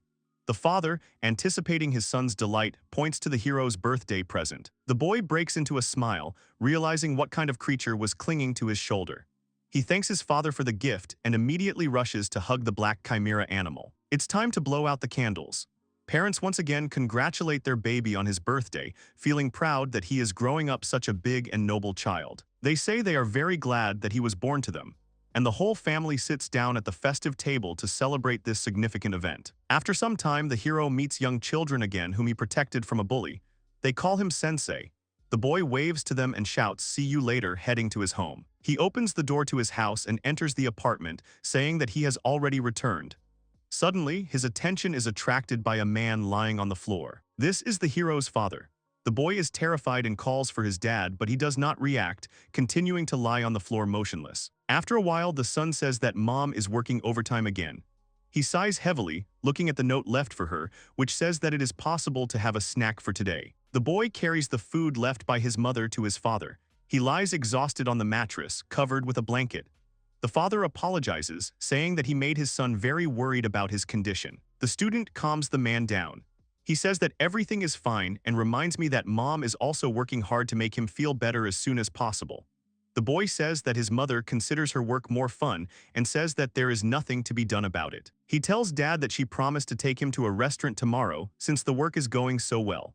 The child is happy at the prospect of going to such a chic institution, which even has an aquarium. He turns to his father and suggests that he go to this restaurant together when he gets better. The man is hopelessly silent for a while, and then sadly agrees and promises to go with his son to eat at a good place. One day, returning from school, the hero says goodbye to his little friends again.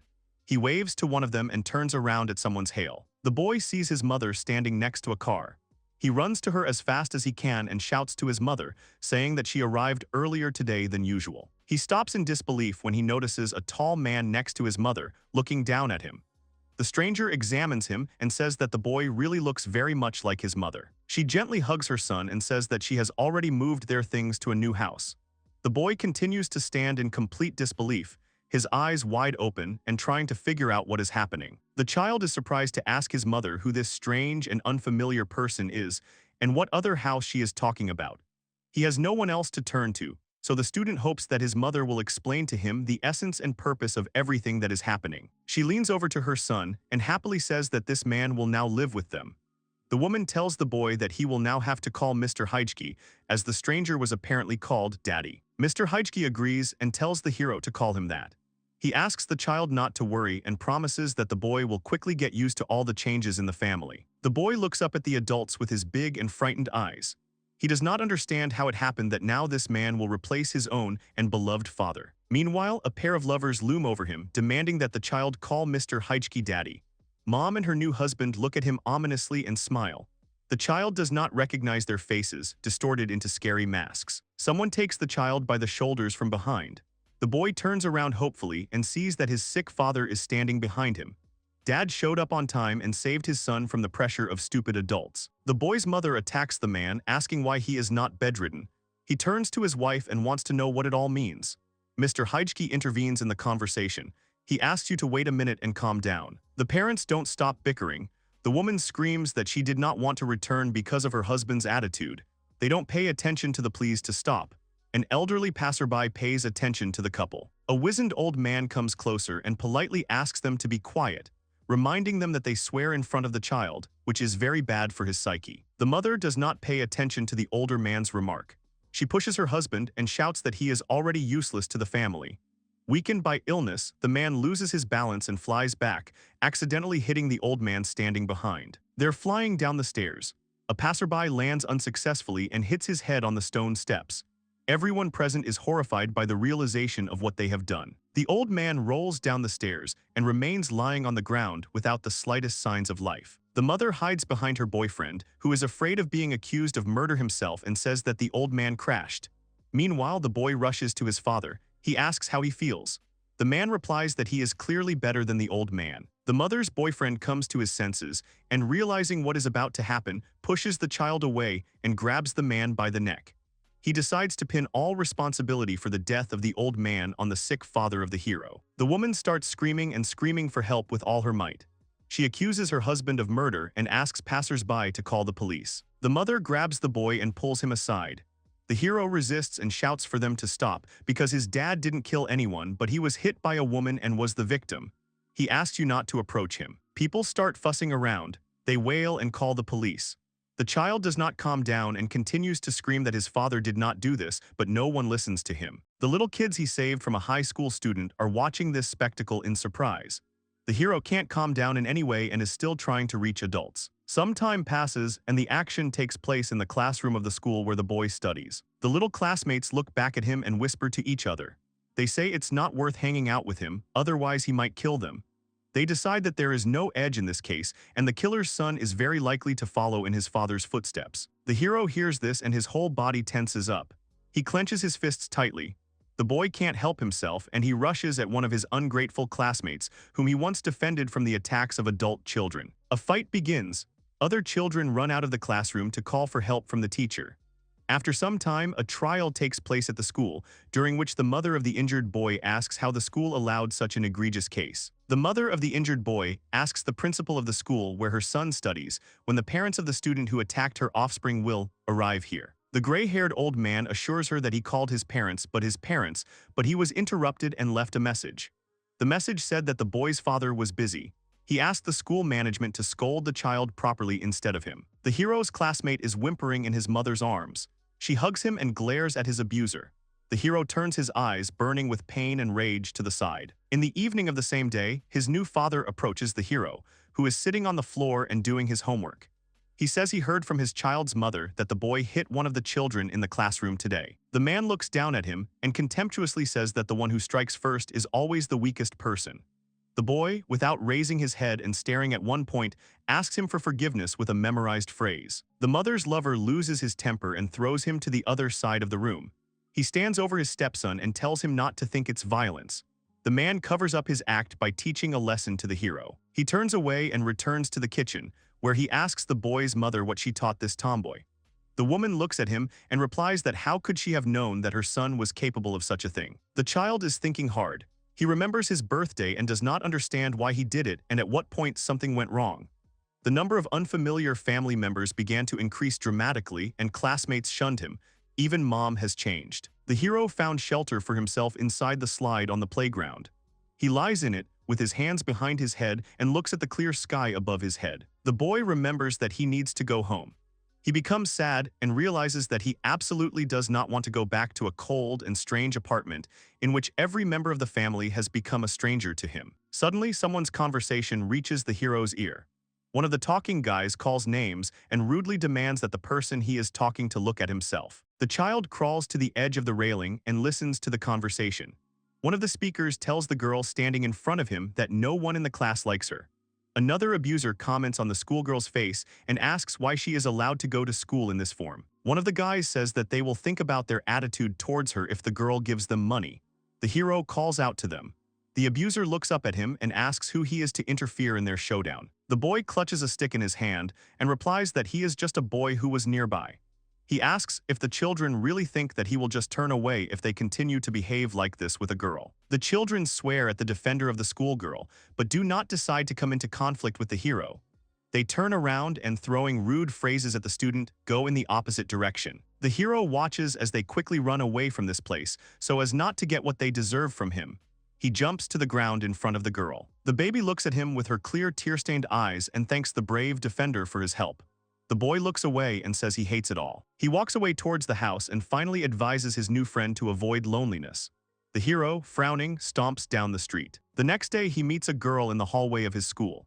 Seeing yesterday's intercessor, the heroine gasps and looking at him, shifts uncertainly from one foot to the other. The surprised hero hears the conversations of schoolchildren, who notice that the girl is walking in his company. The boy's presence saves her from more ridicule from other children. After the very day the hero protected her, she started following him around. Even after the boys grew up and became high school students, she stayed close to the young man. By then, he had already forgotten about the incident and returned to normal life. The young man had friends and, in general, improved relations with classmates. The reason for the changes was the girl who was always there. But time passed. The director asks the hero if he can fulfill his request. The old man asks to treat this as a favor. The young man asks why he insists that he turn to the heroine and ask her to go back to school. The teacher replies that he is always very sad to lose a student with good grades. The director asks if the girl is not the hero's childhood friend. He says that he turned to the young man for this reason, hoping that a close friend with whom the girl has been communicating since childhood would be able to influence her. The young man picks up the phone and writes her a message. He asked her why the girl was skipping school and said that her aunt was worried about her. Lately, the heroine has not been in touch with him. A colleague of the guy escorts a diner visitor. She asks the young man to clean up the tables that they will need. He replies that he understood her request and will do everything. At this moment, a group of young people comes to the door. The girl welcomes new visitors. A group of teenagers walks into the hall, and one of them makes a caustic comment about the order in the institution. The boys forgot to book a table, so no one prepared a clean place for them. The hero looks at them and immediately realizes that they are some kind of hooligans. One of the teenagers throws a bunch of trinkets on the table and brags about stealing them from the pharmacy. His friend thinks about it and says aloud whether he should try to steal things too. The hero turns to a familiar voice. One of the hooligans notices that it is very unexpected to hear such thoughts from a former excellent student. Another asks the girl why she went to this useless high school. He continues his speech, asking if she was going to college. At this moment, the main character's eyes widen in surprise. He sees his childhood friend in the company of bullies. She had changed a lot since their last meeting. The girl got a haircut, pierced her ears, and her look changed a lot. One of the heroine's companions asks her if she is sure that the guy from elementary school is her friend. He reminds the girl that the young man was trying to get her back to school. The heroine's look changes a lot when she meets the eyes of a guy. The bully sitting next to her notices this. He laughs and jokes, is this hero watching her a stalker by any chance? He encourages the girl, saying that she will be fine, and asks her to forget about this strange guy. The bully leans towards the heroine and repeats that she should just forget about him. The hero, who hears all this conversation, is horrified by what he saw and heard. The girl heads towards the exit and waves goodbye to the departing guys. She goes up the stairs to the platform. Suddenly, the heroine comes face to face with her childhood friend, whom she has been so diligently avoiding lately. He looks at her and is silent. After a while, the hero speaks to her, touching on the topic that he has not seen the girl at school for a long time. He recalls that a friend said she would take the college entrance exams. The young man notes that the heroine's aunt is very worried about her niece and is afraid that something has happened to her. The girl lowers her eyes and sullenly tells him to shut up. The young man was even taken aback by this answer. She looks at him and says that a lot has changed since their first meeting. The young man does not take his tenacious gaze off her. He says he didn't think his girlfriend was really like that. He notices that the girl forces herself to adapt to others. The hero breaks down and shouts that if she continues to behave like this, she will eventually be alone again one day. The heroine opens her eyes wide and clenches her fists. She screams at the guy to shut up and pushes him with all her might. The hero flies right onto the railway tracks. He only manages to turn his head towards the blinding lights. The girl claps her hands over her mouth in horror, realizing what she has done. It's too late. A tram is flying straight at the young man with great speed. Recalling the last moments of his past life, the chimera cub asks himself if the young lady was hurt. He understands that if he does not do anything, the heroine will be left alone again. There's no way he can let that happen. The main character feels that her body is becoming incredibly light. It's like she's wrapped in a white shroud and her soul is reaching for the sky. A huge crowd of onlookers gathers on the square who want to watch the massacre of a traitor to the country. Charlotte moves on shaky legs towards the scaffold prepared for her execution. Crowded people shout unpleasant words after her, call her names, and scold her for her alleged betrayal. They wish the main character all the worst because they are sure that the girl deserves it. The young lady is very seriously ill. Due to the progressive illness, experiences, and conditions in which she was kept, she is completely unable to understand anything. She can barely move her legs, and the eyes of the main character are constantly closing from fatigue. 3 days ago, she appeared before the prince and all the people accusing her in the courtroom, where she was supposed to be given a cruel sentence. A huge number of ordinary people who were just curious came to see this spectacle. Richard, her ex-fiancé, sat on the throne in front of her. An old man who holds the post of judge is sitting next to him. All eyes were on Charlotte. The trial has begun. The defendant Charlotte is accused of collusion with Eingard, a country that follows the faith of a holy god, hostile to ours, reads the gray-haired old man. He asks the main character if these statements are true. The girl replies in a weak voice that this is not the case. She wants to continue, but a loud voice interrupts her. Its owner slams his fist on the table and shouts at the judge not to let the heroine fool him. Chancellor Lilia insists that the investigation led them to discover indisputable evidence that she planned to sell her own country for her own selfish desires, without thinking about the future of the state. The heroine replies that this is not true. The Chancellor does not listen to her and points at Lily, saying that her words are enough to convince them completely. According to legend, Lilia became a victim of Charlotte's attacks because she knew the truth about the intentions of the main character. Lily is asked to step forward. The girl walks timidly and says in an innocent voice that this is the purest truth. She notes that her sister harassed her in every possible way, not giving her a pass and not a moment of peace. The sister of the main character lists the girl's atrocities. She says that she often tore up her books, doused her with water, and deliberately spilled wine on her at parties. Lily remembers something else very important. The girl begins to howl, feigning suffering, and tells a story. The main character looks at her wearily and resignedly. The ladies around are fanning themselves with horror, whispering to each other, discussing how vulgar this behavior is. Lilia says that the young lady's position in the family has been terrible since this shameful incident was revealed. He decides that the girl's bitterness towards her family is one of the key reasons for the heroine's defection to the enemy. The old man asks Charlotte what she will say in her defense. She responds, rightly noting that so far no evidence has been heard in favor of these allegations made against her. The Chancellor is frantically shouting that the evidence is superfluous. He demands to condemn the heroine. A man rises from the back row and says that Lily herself condemned the girl for these actions, and only a madman in the present tense would not have sentenced her to punishment. The judge says he believes that the truth is really on the side of the accusers. Charlotte closes her eyes hollowly, plunging into her sad thoughts. She can't believe everything that's happening to her. The main character is dishonestly tried without a single piece of evidence, having no idea of her motives, but nevertheless everyone in court opposes her. The young man standing on the balcony says that he will no longer endure this trial, since the presence of the heroine emotionally affected not only the unfortunate Lily, but also him. The girl looks up at the young man.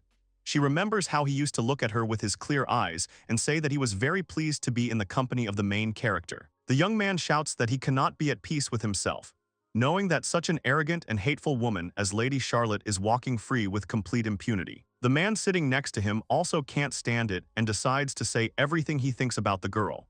He gets up from his seat and says that he completely agrees with the words of the young man. The girl's brother screams that the heroine does not understand how hard it is for him when he is compared to Charlotte, who is his relative.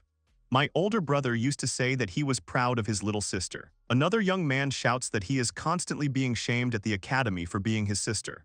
When he and Charlotte were younger, he promised that one day he would become a knight and protect her from all ills and ill-wishers. The maid says that the service of the main character will forever remain a stain in her life.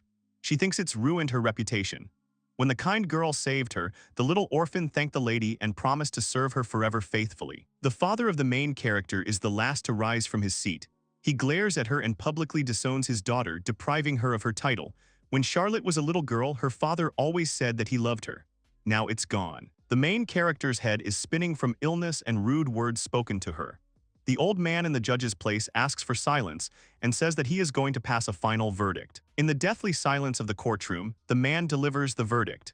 He says that the girl is guilty of all her crimes and is sentenced to be brutally murdered in front of the whole city. People from all over the city flock to the square to watch the execution of the prince's ex-fiancée.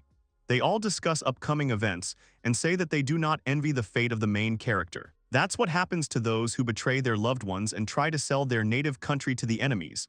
Someone's gloating, instructing others' voice in the crowd is heard. Well, it's creepy, says one of the onlookers who came to see the spectacle. This once again shows that the girl was kind to all commoners only out of necessity. He ends his speech. Charlotte closes her eyes. A little girl from the crowd calls out to her and rushes to the main character as fast as she can. The child's mother tries to catch her daughter and screams so that Ari, that's the girl's name, does not run away from her. The main character looks at her and realizes that this child is familiar to her. Charlotte remembers that once upon a time she helped the baby's mother and got her a job. The girl thanked the main character from the bottom of her heart for her help. A stone launched by someone from the crowd flies at the main character. Staggering, she falls to the ground. The guard takes a little girl by the hand and shouts at her to stop running away and rushing to the young lady who is being led to execution. Charlotte raises her tired eyes at her and hears another accusation of betrayal and lies addressed to her. The little girl screams that she believed the main character, but the girl turned out to be a liar. The crowd picks up her childish cry. They all consider the main character a traitor and a sinner. Onlookers are waiting for the massacre, ready to embody it themselves, but the guards stop the raging crowd. One of them is asking for help from the others. A voice is heard from the balcony of the building near which the action is taking place. Someone says that the hour of reckoning has struck, and Charlotte must be justly punished for all her atrocities committed behind the backs of her loved ones. Only maybe it may not seem quite so. People are very resilient because even with injuries incompatible with life, they can remain conscious for a long time, experiencing unbearable pain. This can make amends to the main character. The girl's brother says that because of Charlotte, their family has become a laughing stock. Richard picks up, saying that too much time has been spent on this terrible woman whom he saw as his future bride. Everyone agrees with this statement. The father of the main character looks at Lily, standing next to him on the balcony and watching people. He turns to the girl and says that the cause of all her misfortunes is now in the past, and she will no longer suffer because of Charlotte's attacks. She puts her hand over her mouth, trying to hold back the fake tears rising in her throat, and says with horror that anyway this road her sister is walking was actually meant for her, not for Charlotte. Everyone present looks at her with the greatest surprise. The prince is very surprised that even for such a terrible woman and traitor to the people like Charlotte, Lily still feels compassion. The girl covers her face with her hands and pretends to cry bitterly. Everyone around is touched, saying that she is a real angel. The older brother of the main character promises that tomorrow she will have a new life, which he will take care of. Men surround her and try to comfort her in every possible way, but Lilia does not stop sobbing, bursting into bitter tears. She sits with her back to them in such a way that no one sees her face, which in fact does not have a shadow of sadness or sorrow. In her heart, the mean girl rejoices that she was able to achieve an unfair sentence. She laughs at her sister and mentally tells herself that everything is going exactly according to plan. Soon, the main character will disappear from her life forever. When she gets to the railing, she looks down, expecting Charlotte to start crying immediately. Mentally, she asks herself if the girl is scared. She is trying to understand whether the heroine is filled with bewilderment and rage at the injustice to her. The girl really wants to see the tears of her hated sister. She can't wait to finally hear Charlotte's plaintive voice begging the almighty Lily for mercy and mercy. The girl has a feeling that she rules this world. Meanwhile, the main character silently ascends the steps of the scaffold. She looks in front of her in silence. Heavy and confused thoughts are swarming in her head, but they do not relate to Lily at all. In her memoirs, she refers to her faithful friend Seo. The young lady realizes that if he had not appeared in her life, the main character would have been broken a long time ago. She is very grateful to the hero for being by her side and doing absolutely everything for her when all the other loved ones turned away. If it wasn't for the chimera cub, she wouldn't have been able to stand still in court and cry her whole heart out. No matter what, the kid was there and protected the main character all the time. She was able to endure all the hardships proudly and worthily without a single tear. Charlotte remembers the perky look of her little friend, his strange sweetness and cordiality. Thanks to him, she was able to strengthen her resolve and continue to endure all the trials thrown at her by the fate of the villain. Lily looks at her from the balcony and does not understand why the main character behaves so calmly and does not cry. She really wants to see her sister's tears. The girl notices that Charlotte remains a thorn in her side until her death. The guards tie up the main character so that she cannot escape anywhere. Someone says that it is time for the great sinner Charlotte to suffer the punishment she deserves. The executioner says that it is a pity for him to raise his hand with a weapon against such a beauty as Charlotte. Being a very lustful man, he notices the curvy forms of a helpless girl. A man comforts himself with the fact that for 40 minutes a woman is still a woman. The main character looks at him contemptuously and coldly says that this man is a very pathetic and petty person by nature. The executioner swears at her and with annoyance in his voice asks the brave Charlotte how dare the main character remain so arrogant in the face of death itself. He wanted to look at the girl's vivid emotions, but he did not expect her to be calm. He raises the point of his sharpened sword over her and shouts that such villains have no place in this world. Lily hangs over the balcony even more in anticipation. The main character raises her eyes to the sky and addresses the CEO, saying that apparently she will leave first. Suddenly, fireballs fall from the sky onto the scaffold, hiding everything that happens there. Lily and everyone watching this spectacle exclaim in surprise and ask each other what happened and that it fell from heaven. The girl closes her eyes in fear and then opens one eye. Through the clouds of smoke from the explosion and the raised dust, which greatly impairs visibility, she notices the familiar muzzle of a small chimera. The CEO arrived just in time and showed up at the peak moment. The main character gasps and is relieved to notice that a small animal has come to her rescue. The monster stands in a ready position right in front of Charlotte, covering her with his body. As promised, he is ready to protect her from the whole world. The little animal selflessly rushes to the defense of the cornered main character. He had a choice to stay to protect the girl or save his own skin, and he decides that he will help the young lady out of trouble. The knight, who noticed the girl's only defender, shouts to his comrades that he is a monster and must be captured at all costs. The chimera cub draws air into his lungs and, gathering his strength, blows cold at the guards running up to him. With the help of a snowstorm, he manages to disorient and delay their approach for a while. When the snowflakes that clouded the eyes of the guards dissipate, one of the knights screams, noticing that the main character tied to the cross has disappeared somewhere. There is no monster in the vicinity either. Seeing what is happening in the square, Lily opens her eyes wide and is amazed that Charlotte and her friend managed to escape the attention of so many people crowded in front of the scaffold. Her face contorts into a terrible grimace of rage, and the girl is outraged by the stupidity of the knights. She exclaims that these idiots are completely useless in this case, since they did not prevent the escape of the heroes. She gets angry and asks herself how they could have missed the main character. The wings of a small chimera rustle in the sky. The animal drags Charlotte in the air, holding her by the dress with its small but strong paws. The CEO is happy that they managed to escape from human eyes.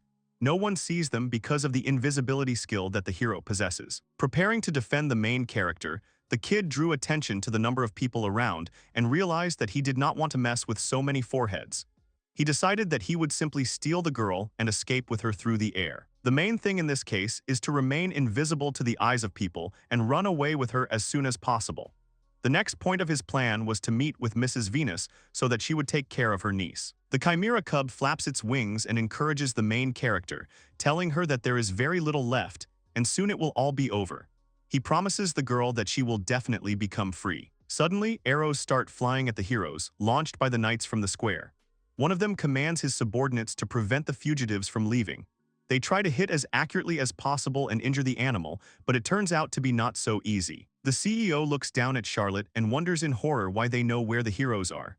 It turns out that the monster's ability is not so perfect and not too well thought out for such a risky escape. Lily looks at them from the balcony and points in the direction of the fugitives, telling everyone that her sister is there in heaven. She smiles maliciously and, rejoicing that she was able to discover the characters, says that the main character is somehow flying in the sky. The small but brave animal turns and looks down at his girlfriend in horror. The girl claps her mouth shut with all her might so as not to scream in fear.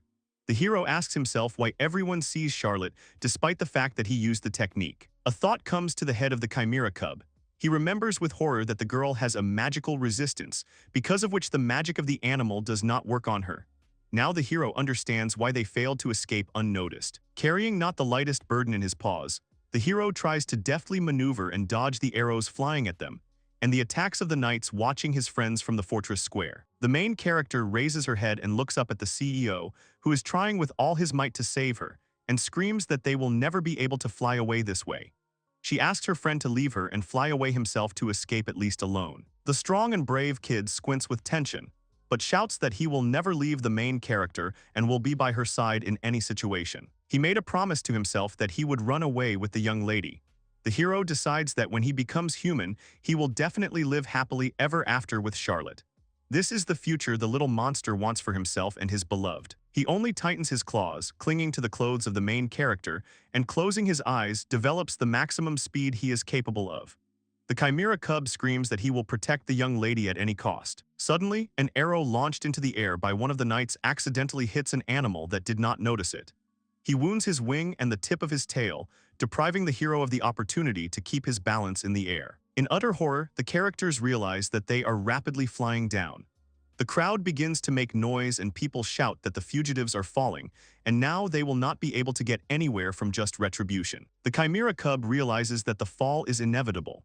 He decides to soften the landing for the main character and flips her in the air.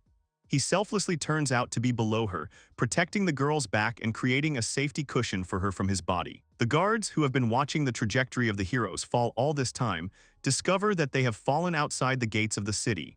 The head of the knights gives the order that all his subordinates surround the fugitives and prevent them from escaping again. The main character wakes up lying on the ground. She gets up and tries to figure out why she stayed alive after a precipitous fall from such a great height. She turns to the CEO, hoping very much that her terrible guess will not be confirmed. Charlotte's eyes widen in horror at what she sees. She can't believe that this is happening to her.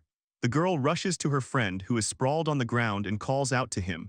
He defended the heroine at the cost of his life. The main character waves her hands in horror and asks baby CEO to hold on, because he has to live. The young lady assumes that she will be able to help him and heal the hero's wounds with her healing magic. Charlotte's gaze falls on her hands, and the girl notices strange iron bracelets on them which were not there before. She can't believe her eyes, but these bracelets actually turn out to be handcuffs on her. Guards armed with spears run out of the city gates towards the young village. They shout to each other that the escaped heroine is here. With deft movements, they launch shurikens at Charlotte, spinning in the air with incredible speed and flying towards the main character. It will be much easier to cope with an injured girl, they decide. The girl lets out a startled scream and covers her face with her hands, trying to at least partially protect herself from the knives flying at her. Suddenly, a picture appears to her eyes. Gathering the last of his strength and overcoming the pain, the wounded animal, who promised to protect her to the end, rushes at the main character. He covers the frightened girl with his body, taking all the blows of the shurikens on himself. Charlotte meets the eyes of the hero, who saved her for the second time. His eyes are clouded and fade. The last remnants of strength leave the brave little chimera. The monster falls to the ground without signs of life. The girl immediately rushes to the dying friend and screams his name in horror. Two knights prevent the main character from approaching Sio's body. They hold her hands and try to take her back to the fortress. Having lost her only friend and soulmate, the heroine falls to her knees. She doesn't want to believe that the CEO is dead. One of the guards tries to calm her down, saying that the animal is already dead and the screams are useless, but she does not let up. Suddenly, in front of the girl, one of the guards plunges a sword into the lifeless body. He tells Charlotte that the CEO has definitely and irrevocably died. It cannot be returned. It's funny that this guy got what he deserved earlier than the criminal herself, he says with a sneer in his voice. The heroine recalls the pleasant moments spent in the company of the animal. At this point, the knight kicks what's left of Sio and says that this monster is just disgusting to him. He turns to Charlotte and asks her to take a closer look at this terrifying sight. reminding her that she will face exactly the same fate as her late friend. The girl is unable to cope with the emotions of the grief that has fallen on her. She remembers how sweetly she and Seo hugged and supported each other, and clutching her head with her hands, she begins to scream with despair and anger at the whole world. The wounded animal is actually still alive, but it is losing more and more strength every second. On the verge of death, he hears the knights trying to silence his girlfriend. They demand that she stop screaming and get up from her knees. The hero hears her crying and realizes that he must somehow stop the angry offenders.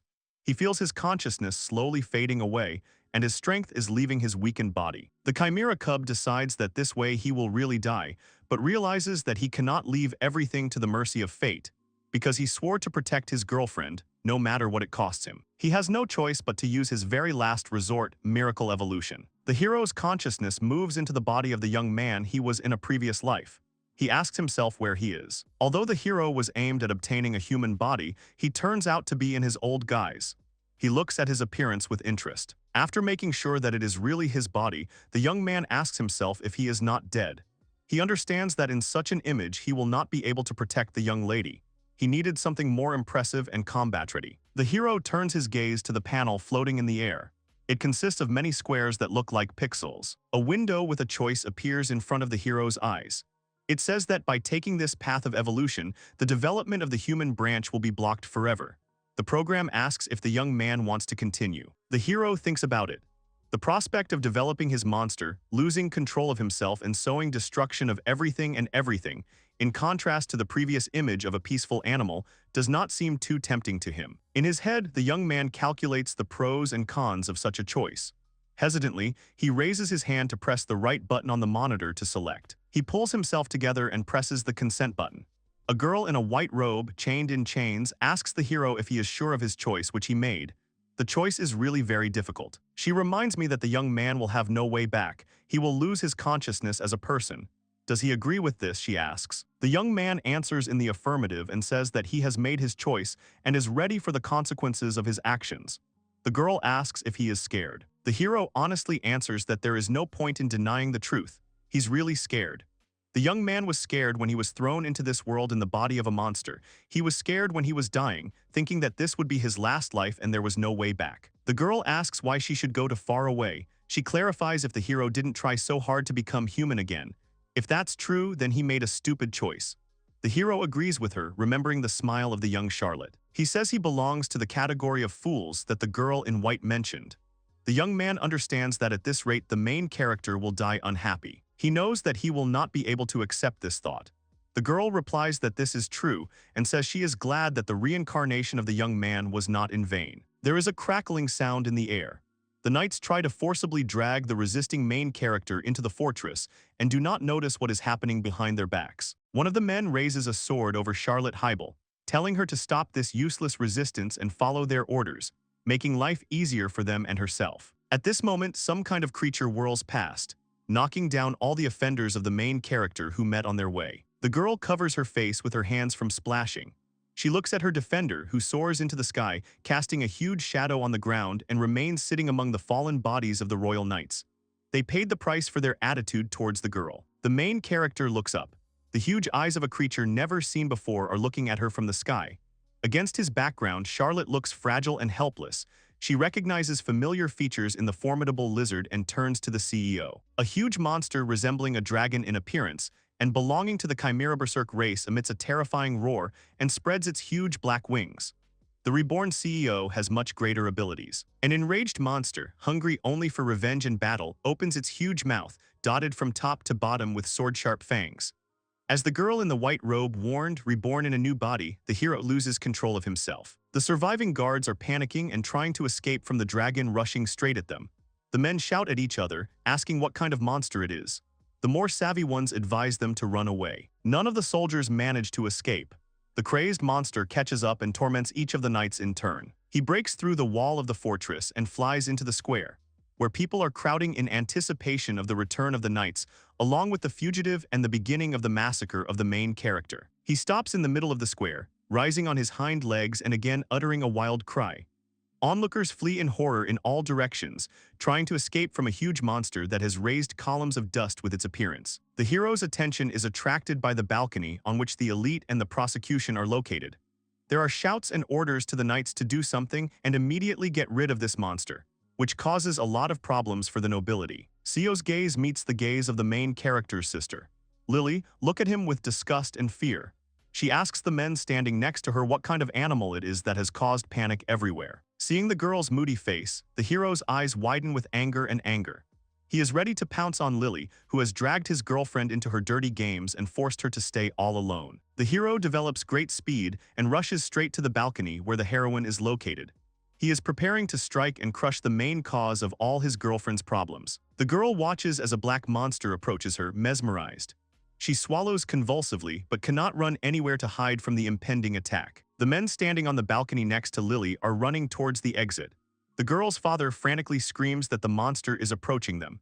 The second man pushes him and tells him that he needs to run inside the building as soon as possible, where they will definitely be safe. Prince Richard rushes to the aid of the petrified girl. The father and brother of the main character call His Highness and indicate where they should run to hide from the attacks of a huge monster. However, the castle walls turn out to be only an illusion of security. The dragon breaks through the window with its body and flies inside the building. He's baring his teeth, ready to finish off everyone who caused so much pain to Charlotte and treated her unfairly. The prince holds Lily's hand and runs as fast as possible, dragging the girl with him. A young man shouts at his ex-fiancee's sister not to stop. The brother of the main character shouts to the monster where he is in order to distract him from others. He teases the huge chimera by saying that he is standing right in front of him. The young man goads the monster to pay attention to him and grab the young man. In this case, the dragon will temporarily distract from the fleeing ones and they will have the opportunity to hide. But the dragon does not react to the screams in any way. He makes Lily his target without ceasing to chase her. The girl runs with all her might, trying to escape from the chase. She's trying to figure out why the monster targeted her. Without stopping running, she and Richard decide that their situation is hopeless if they stay here. The heroes realize that the best solution is to get out and blend in with the crowd of fleeing people. In that case, they have a chance. Richard kicks down the front door of the castle with all his might. He shouts to his companion that they need to run to the main square, where a lot of people have gathered. Suddenly, a huge figure of a chimera appears in front of the young man and Lily hiding behind him. The young man stops. An indescribable horror appears on his face. He tries to cover the girl with his body so that the terrible monster does not get to her. The hero shields his companion and tells her to run while he distracts the dragon. The young man bravely looks at his opponent, but the monster believes that the young man is only getting in the way in their showdown with Lily. He throws the hero aside. The blow given to the young man turns out to be so strong that he flies away several meters away and hits the wall. The girl is left without a defender alone with a vengeful monster. At first, the heroine looks at the trajectory of Richard's flight and makes a startled sound, and then the girl turns her head towards her opponent. An indescribable horror appears in her eyes when she realizes what is about to happen. Like Prince Richard, with the help of a strong dragon's paw which gave the girl acceleration, Lily flies into the wall, turning over in the air. Hitting the wall, she lets out a moan of pain and falls to the floor at the bottom. The heroine injures her arm and already really begins to scream in pain, examining the injury site. She wants to crawl to safety, but the dragon inflicts a number of other injuries on her. This time, he aims the tip of his tail at her feet. The girl rolls from her stomach to her back and begins to writhe in pain on the floor. At this moment, the knights are approaching her. The girl turns her head in their direction but does not have time to say anything. Anticipating the enemy's attack, the heroine rolls a little on her back to a safe side. The dragon really attacks the place where the shoulder was before. He is already planning the next attack more precisely and preparing to hit the target. The enraged CEO rushes at the girl. She screams furiously for him to stop and not do it. Knights armed with spears are sent to the rescue of the heroine. The girl presses herself against the cold wall, trying to crawl away from the dragon hanging over her as far as possible. She clamps her hand over the injured places and moans in pain. She looks into the monster's eyes. They get bloodshot in their rage. The heroine begs him for mercy and asks him to stop because she does not want to die prematurely. The monster leans right over Lily's ear and lets out its thunderous roar. The girl closes her arms against him, trying to protect herself from the toothy mouth of the dragon hanging over her. The heroine has never been so scared in her life. Suddenly, the figure of the main character appears between the frightened and tearful Lily and the dragon. Charlotte stands in front of her sister, who is amazed by her act and turns to face the monster. Her wide-open eyes show her excitement. The monster, who had no control over himself, shot her his menacing look. He stops in front of a brave and selfless girl, slightly opening his mouth. The main character stands with her neck pulled into her shoulders and her eyes squeezed shut from the fear that has seized her. A tearful Lily continues to look at her sister in surprise. Her face contorts with a mixture of several emotions. She is still afraid of the nearly finished monster, but also envies Charlotte, who was able to calm him down. The main character tells the dragon that everything is fine and he shouldn't care about what he was going to do to Lily.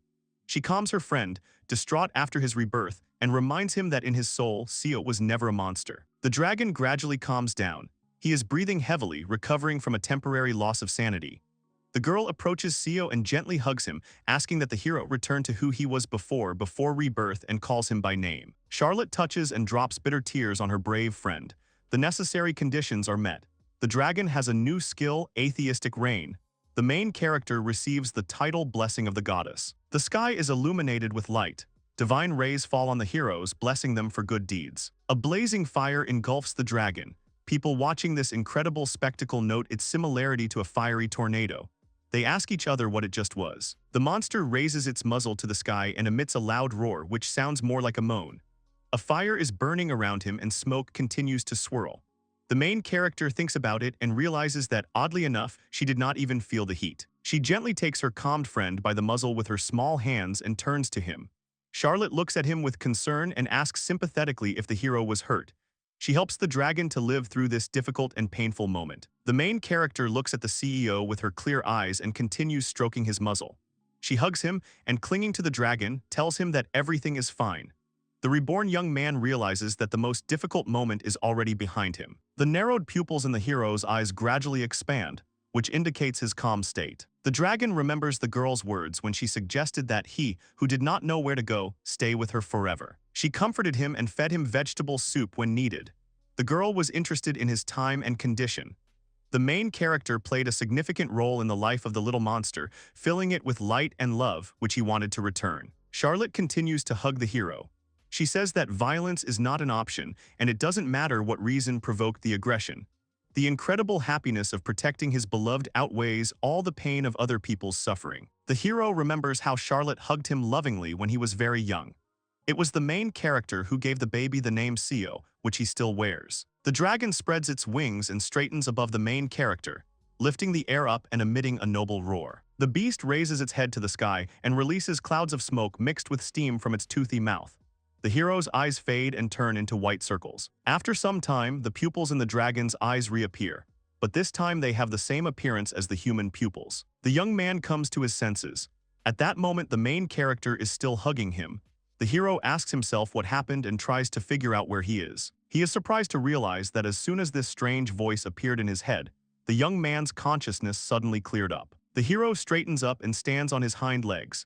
The exhausted main character begins to lose her balance and falls unconscious backwards. The dragon gently picks up her light body with its huge clawed paw. He turns to the young lady, realizing that the girl is alive and just fainted from the emotions experienced in the morning. Another guess flashes through the hero's mind, explaining Charlotte's condition. He looks at the main character with frightened eyes and asks the young lady what she did. The dragon carefully descends in front of her, covering his girlfriend with his wings from prying eyes. Lily, who is watching this scene all the time, curses. She is jealous of her sister and believes that she should have been in the place of the main character. Everything Charlotte got could have gone to Lily. The girl's eyes are filled with tears. She watches in amazement as the dragon picks up his beloved and hugs her to him. The girl believes that everything that happened by accident and is nonsense. She enviously and angrily asks herself why her sister became the main character of this world. Lily believes that it's all the fault of this monster that appeared out of nowhere. If it hadn't been for him, the girl's plan would have been carried out, and she would have gotten rid of her sister once and for all, whom she never tolerated. She thinks that then life would be ideal. She looks from the dragon to her sister's face. Charlotte is deathly pale, and her skin seems to radiate light in this dark world. Lily turns to God, asking if it is fair and right that he gave her special power, but bless not her but Charlotte. The spoiled girl demands that God immediately answer the question she asked. Suddenly, a voice is heard in her head asking what is going on here. The girl freezes in surprise. Realizing what kind of voice it is, she raises her eyes to the sky. The heroine's face is again distorted into a terrible grimace. Smiling ominously, she turns to God. A year ago, an event occurred that changed a lot. The girl could not understand how her uncle could actually be a duke.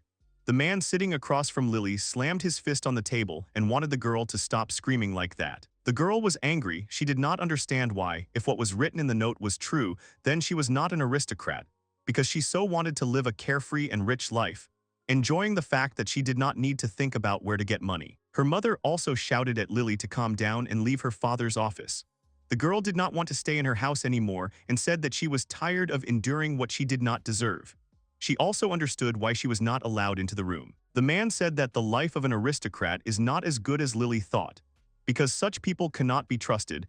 Everyone is constantly trying to betray each other in order to strengthen their position in high society and preserve their wealth. The father also added that he left the upper world only because he was tired of all the problems that such people created for him. However, Lily didn't want to listen to anything. She still wanted to leave her current home because she didn't like it. The man said that the girl's mother was a commoner, and it would be difficult for the aristocracy to accept someone with such blood. However, the father also added that if Lily was adopted, then everything would be different. The girl did not have time to mention the Duke. When the girl heard this option, she was delighted, but her father hastened to calm her down and said that his brother already has 2 sons and a daughter, so he will not adopt Lily just like that. This answer did not suit the girl, angering her. The girl was very angry and did not say anything more. She just left. Lily was not even stopped by her mother's screams, but her father said that their daughter just needed to calm down and understand the situation in which she really was. Lily didn't understand why she had to live in poverty. The girl reasoned that if the Duke already had a daughter, she must have been blessed with wealth from the moment of birth, which was not fair to her. The girl was thinking that if that girl didn't exist, then she could become a princess. Suddenly, a voice came from somewhere that pitied Lily, saying that she deserved a better life and a good attitude towards herself. The voice appeared as if in Lily's very head. He continued his speech and said that the girl did not need to be afraid, because the one who stood on top of the world was talking to her and also protected humanity from various troubles, helping when they happened. Hearing the words in her head, the girl knelt down and looked up, trying to see something. Perhaps she thought she could see who was talking to her and giving her hope for a better future. Lily also assumed that God was talking to her. The girl's face was flushed with excitement, as if someone who could help her fix a fate that she did not like was now standing in front of her. The voice replied that he had appeared to give her skills. The voice also added that it would be pointless if no one could see what the girl would be capable of now. Therefore, in order to attract the attention of the Duke and the adoption, something tragic must happen in the near future. When the conversation stopped, the girl began to think about what she needed to do to fulfill the will of the voice that had spoken to her recently. It was night, moonlight was shining from the window, and Lily had an idea that she wanted to make a reality. Without thinking twice, the girl decided to kill her parents to prove the seriousness of her intentions. After some time, adults were already lying lifeless on the kitchen floor, and next to the father and mother was their daughter with a knife in her hands. After what she had done, the girl thought that she could get everything she wanted and desired. So she looked up, waiting for the moment when God would speak to her, who came to help her in difficult times as he had promised her earlier. Lily thought that the time had come when she could enjoy her new life, so she asked God to help her and save her from the fate of a poor life, because she believed that it was her time to shine. The girl's face twisted into a grimace of strange delight. However, as soon as the voice wanted to come to Lily again, he called her names and called her pathetic, and then asked if the girl had enjoyed her life.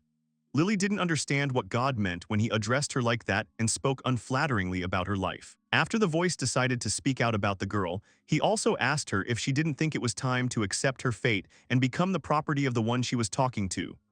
The voice was no longer encouraging, but rather terrifying in its presence. However, the girl did not understand what God meant, after which the voice said that she had failed to fulfill the requirements for acquiring the divine gift skill, so it would be deleted, and Lily Hibble would be sent to Metatron as punishment. The girl did not want to believe in what was happening, because she believed that she had become a favorite of God.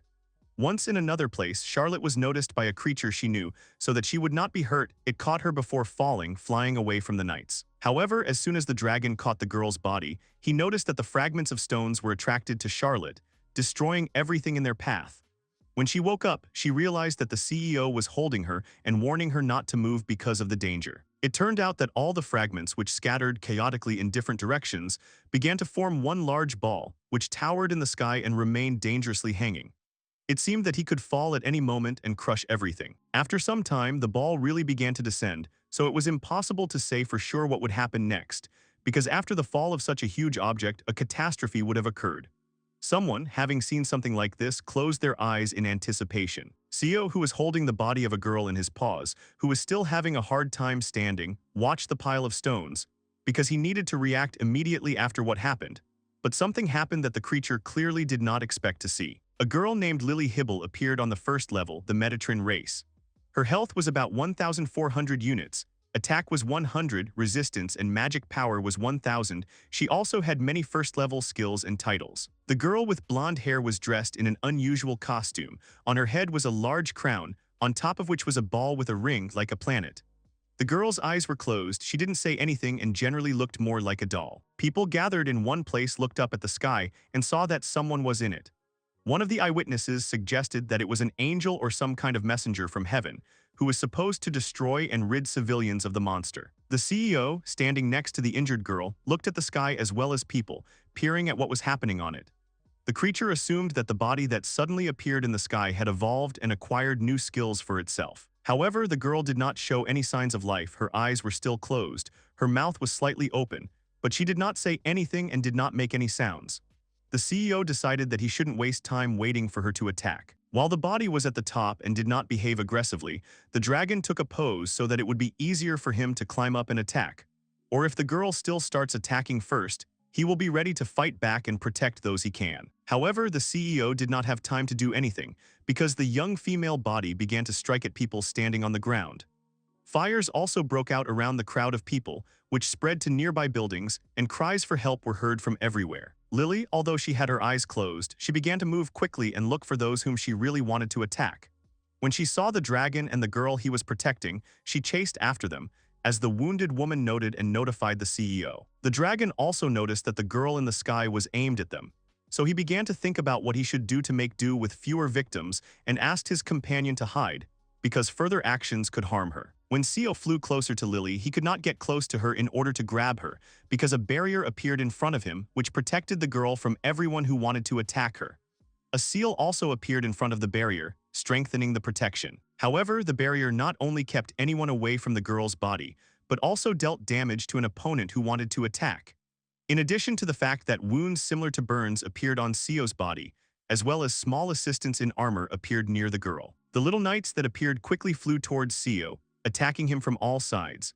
The dragon did not expect that a whole army of small assistants of the girl from the sky would attack him, so he could not repel their blows or dodge. The girl who was saved by Seo watched his battle from afar. It was hard for her to watch her friend being tormented by enemies, but she needed to take care of herself, because nearby she saw a sword that could help both her and Seo in the future. After the blonde-haired girl turned around, she realized that she needed to get to the weapon as soon as possible, because the sooner she could do it, the more benefit it would bring while her savior was fighting high in the sky. However, as soon as Charlotte ran in the right direction, she saw that she was being chased by the very little knights who had attacked the dragon earlier. The opponents were armed and seriously determined to catch up and attack the girl. While Charlotte was running away from those who attacked her, the CEO saw the position of the one he was protecting. Shouting to the girl, the dragon wanted to distract the attention of the assistants of the one who was high in the sky, but the knights were still nearby. When Charlotte began to fall, she was immediately attacked by the little knights, who were just waiting for the moment to attack the girl. However, they failed to do anything, because they were stopped by Kimitsu, who came to the rescue and intercepted the blow. The CEO, who saw the woman, was delighted to see her. Kimitsu said that the dragon had changed a lot, because now he was in a new look which did not look cute, but in the current situation, on the contrary, it was very good for them. Also, the woman added that apparently the girl in the sky was chasing Charlotte. Looking up, Kimitsu saw a female figure flying from side to side, tracking its target to attack her. The woman picked up the girl, throwing her over her shoulder, and told the CEO not to worry about her, because she would take care of Charlotte. She also added that the dragon should focus on getting rid of the monster that was in the sky. When Kimitsu began to run away, Charlotte protested and did not want to leave Seo alone, because she saw how he was injured.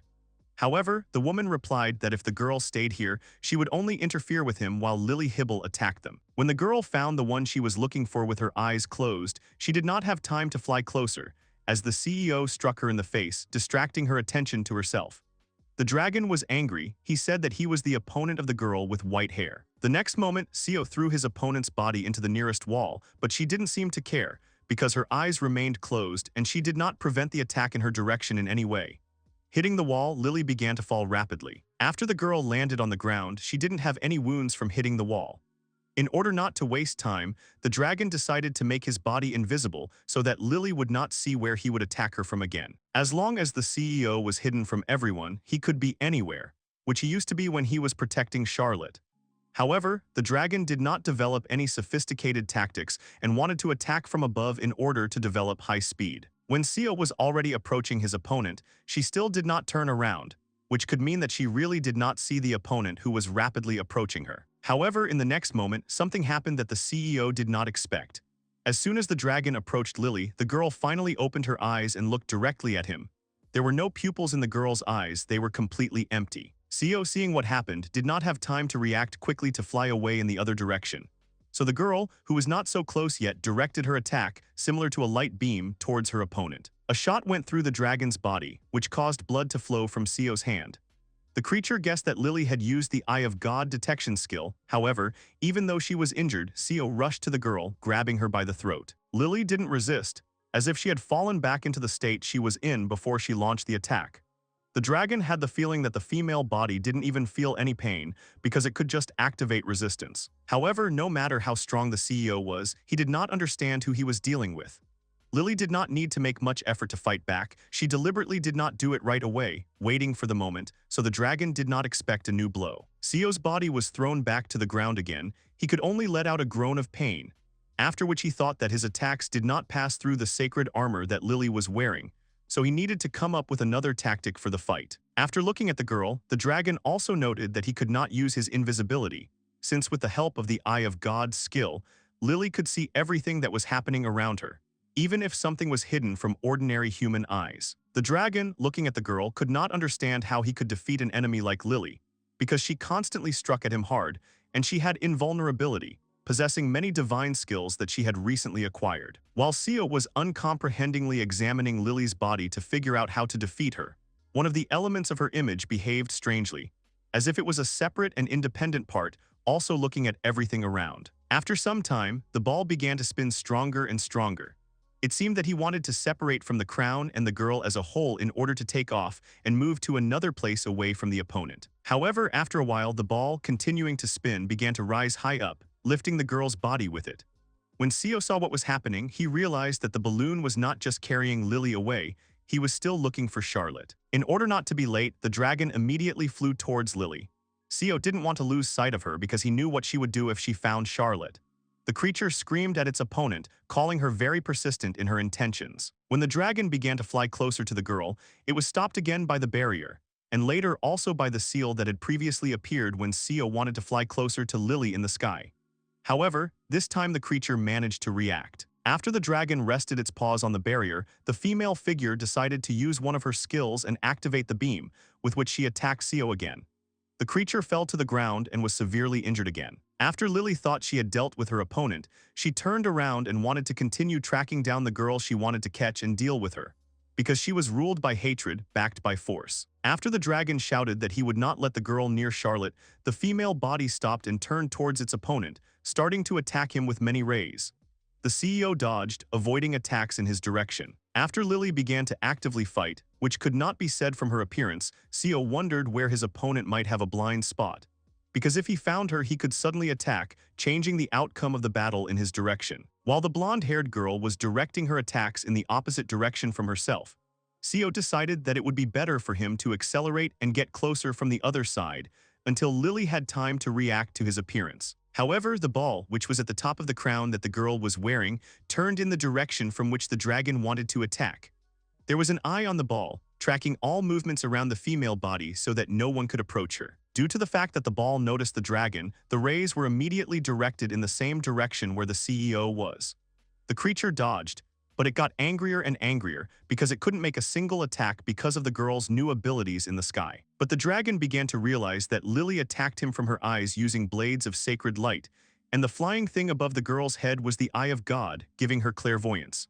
Also, the female body was encased in armor, not allowing the blows to pass. However, the CEO understood that he had evolved too, so he had a lot of abilities that he hadn't had before. The dragon also assumed that if he could use all the skills at once, he might be able to win the battle. After looking at the sky, the dragon was serious, so he activated the skills hand of the Monkey King and flight. After activating the abilities, Seo quickly took off and began to rapidly approach Lily, attacking her with his flames. The rays controlled by the girl did not stop, they were still attacking the dragon. The seal that Lily had seemed to keep track of where the CEO was. However, the dragon only thought that he would put all his strength into his next strike. When Lily opened her eyes wide, Seo noticed that the female body would soon begin to fight back with renewed vigor, so he struck as fast as he could. This time, the dragon managed to start correcting the outcome of the battle in his favor. After Seo's blow, a mark remained on the girl's face, her eyes closed again, and her body stopped resisting. While there was a chance, the dragon grabbed Lily with his tail and, holding her tightly, approached the ground to hit the body. The female body still did not resist, so her opponent managed to fully implement his plan. As soon as the dragon threw the girl down, a trace in the form of a shallow pit formed in the place where she was lying. After the opponent collided with the ground, Seo grabbed her with his paw and began to hold her head so that she could not get up. After that, the dragon began to ask if Lily liked the taste of earth, because he was not going to let her go so easily. Due to the fact that the dragon was finally able to catch his rival, he pressed her so hard to the ground, not giving her a chance to escape. But later Seo felt that the female body began to resist and moved to get out of the grip of the creature next to him. Since Lily didn't stop moving, the dragon hit her on the back of the head again to make her head fall down. Seo understood that as soon as he stopped attacking the girl, she would immediately begin to regenerate and repair all her damage. In order to prevent this from happening, the creature decided not to take any risks and did not give a single second to the female body to restore its strength. Due to the fact that the CEO wanted to end the enemy once and for all, he continued to stick to his plan. After some time, the dragon was so involved in his duel that his rage led to the separation of Lily's head from her body. However, the CEO did not attach any importance to this. Because the girl did not look like a human, she was like a doll that was silent. The female body no longer posed such a threat as before, and the dragon continued to strike at a separate part of the body. Lily's eyes were open, but she wasn't preparing to reactivate her skill and direct the beams at the creature. Lily screamed in unbearable pain. The blows inflicted by the dragon seemed to turn her inside out. The CEO was surprised by such a high-pitched scream. He didn't understand how a human could even make a sound like that. The sound was so unpleasant that the dragon grabbed the back of the opponent's head and, squeezing it tighter, tore her head off her body. He was annoyed. His desire for Lily to calm down was unbearably strong. After that, he flew over the girl's body. Rising up, Seo observed the picture created by his paws. The opponent's head fell down like a stone, raising a thick cloud of dust from the floor. It looked as if the weight of the girl's head had increased exponentially. The dragon remained in the air, feeling as if time had stopped for a couple of moments. He stared intently down into the cloud of dust that was slowly beginning to dissipate. Even the CEO's heart seemed to freeze in anticipation of the next moment. Having completely dissipated, the dust revealed a not unpleasant picture at all. Lily was alive. The head grew back into place and the ill-fated crown soared above it. Bits of armor peeked out from under the tattered cape. The girl's head was spinning unnaturally fast, as if she was looking for something next to her, or someone else. Her gaze was completely blank, but her mind was still aware of the situation. After a couple of moments, Lily turned the body in the direction of the CEO. Realizing that Lily was looking up somewhere, the dragon saw above his head the eye that used to be in the crown. It was spinning chaotically and spinning in the air, as if it was also looking for something. His pupil was constantly rotating from side to side and in a circle. The dragon, staring at the floating eye, seemed to have an epiphany. The CEO came up with an idea that seemed like a good way out of the situation. That eye may be exactly what he lacked for the final victory over Lily. CEO rushed up to reach that damn eye. Stretching out its tail, the dragon wrapped its tip so tightly around the eye. Turning swiftly in the air, the dragon built a clear and direct plan of action for victory in his head. The dragon did not understand why Lily needed this eye so much. However, filled with determination, he swung and threw the eye towards Lily. She should have kept her paws off the woman he'd been in love with for a long time. The eye, which had crashed into the girl's body with force, cracked with a quiet crack. From the cracks came a soft whistle and rays of light that seemed to want to break out. It seemed that some kind of violent, sinister force was gathering into a single ball inside this eye. With a deafening sound and the brightest flash of light, the eye exploded.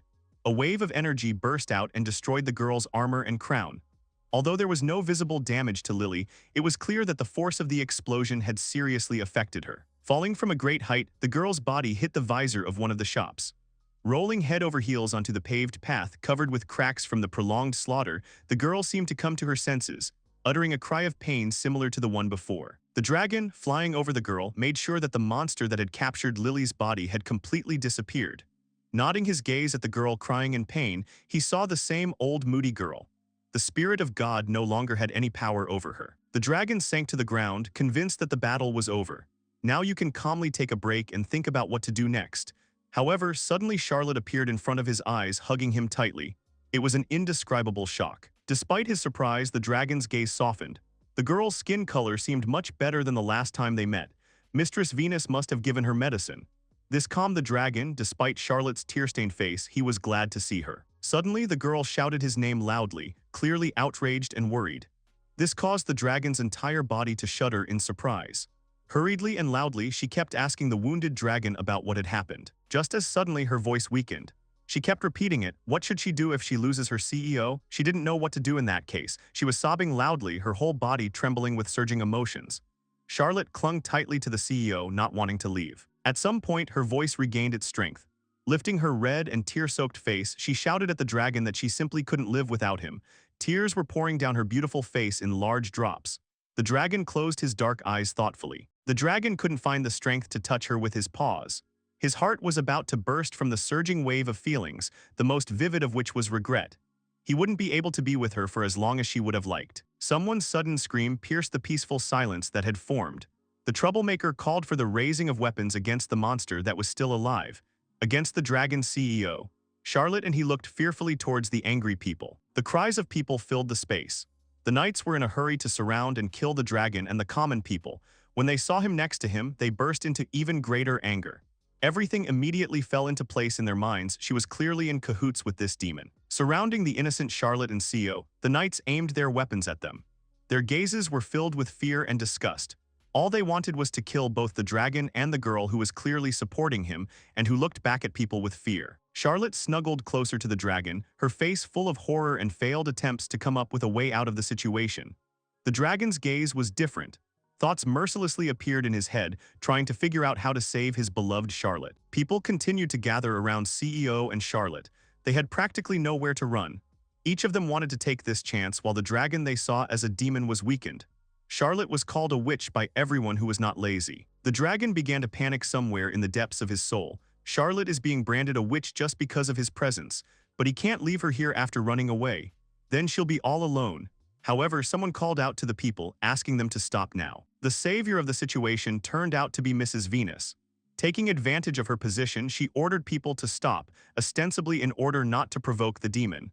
It worked, because no one wanted the dragon to suddenly fall into a terrible madness. The dragon was sincerely glad to see Lady Venus. He was extremely grateful for her attempt to help.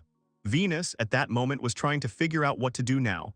She stopped them now, but this trick wouldn't last long, so it was worth thinking about. The excited people turned to Charlotte. They wanted to know what she was up to with this demon. Despite her panic, the girl protectively covered the dragon with herself, assuring that he would not harm anyone, but no one believed her. The crowd immediately picked up another shout of curses in the direction of Charlotte and CEO. With each passing moment, their rage grew stronger. The only person who did not wish them harm was Mrs. Venus, and that precious time was quickly running out. Suddenly, the CEO established a mental connection with the woman. He informed Venus that he had an idea about how to get out of this situation. Although Venus was amazed by such a connection, she expressed a desire to listen to the idea of a dragon she had known for a long time. The dragon shared his idea. His plan was for Venus to break through the crowd of city dwellers and knights surrounding Charlotte and CEO. Next, she had to fight back against the dragon on her own to save Charlotte. Lady Venus could not immediately believe that the dragon was really ready to decide on such a thing. However, this was the only way to protect Charlotte's future. The dragon has already come to terms with the consequences that will follow after his difficult plan. Gathering his resolve, the dragon let out a menacing roar. A general panic began. Despite all their anger, people could not block out the fear they felt in front of the dragon. Charlotte tried to calm him down, but it was obviously unsuccessful. A feeling of regret grew stronger in the dragon's heart.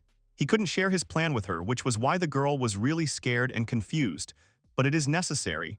CEO activated the Sleepy Blizzard skill by taking air into his lungs. Charlotte, having fallen under the influence of the dragon skill, fell into a deep sleep. When the girl fell to the ground, Mrs. Venus suddenly screamed. She pretended to be terrified, screaming that the dragon was trying to kill Lady Charlotte. People were confused. People turned to Mrs. Venus in a dumbfounded manner. They couldn't believe that the girl wasn't in league with the demon. However, the woman continued to convince them that right now the dragon was attacking the poor girl and that she needed someone's help immediately. Venus appealed to the minds of people because how could such a fragile girl like Lady Charlotte control such a strong being? But it follows from this that Charlotte is innocent.